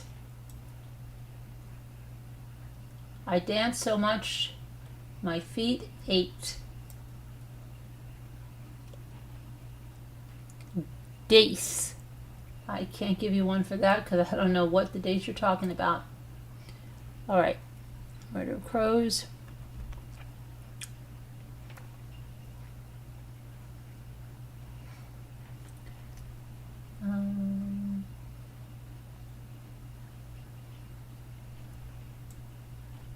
Cans, selling lots of brands, everything in cans, CAD. It's a real CAD.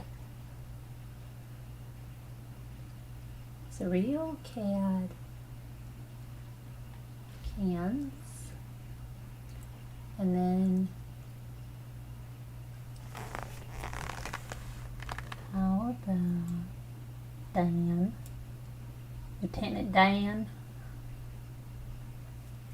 Hi, Lieutenant Dan.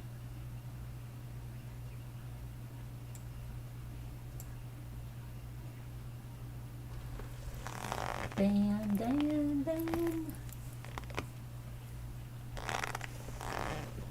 Oh, this is a fish. Okay. Eight. I thought we did 8. We did 8. Wow, they jumped on like 2 things. We did 8. Did we do each? I think I did each. Yes, we did each. We need 8. There's no A's.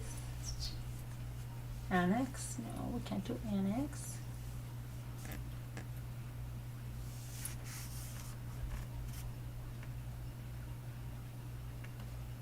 Acne. Sharon says acne.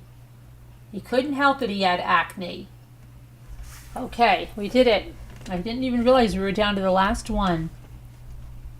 We did it. Got the number on the wall.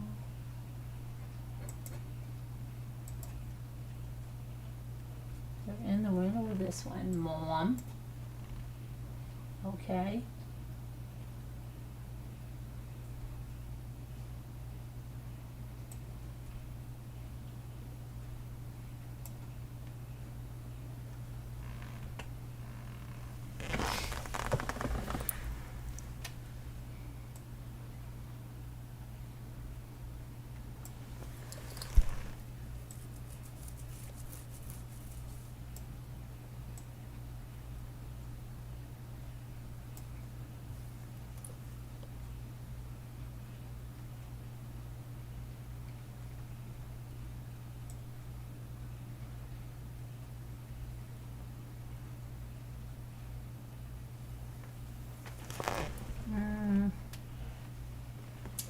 Let's see here. I was gonna do done. Okay. Mad. She's steaming mad. Okay, sorry.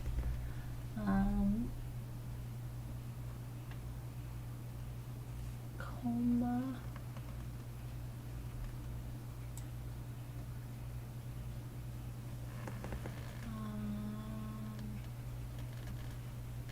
Ammo? We did ammo. I think it's not there. Yeah. Damn! Girl, what you doing? No.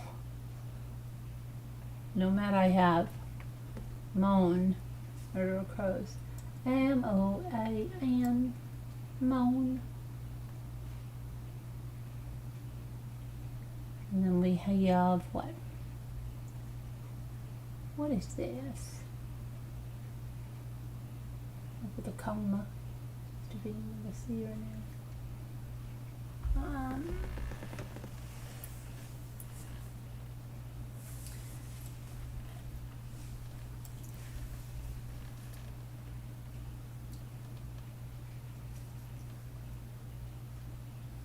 Moan, didn't I do? I have it right here. It's already up there. It's already up there.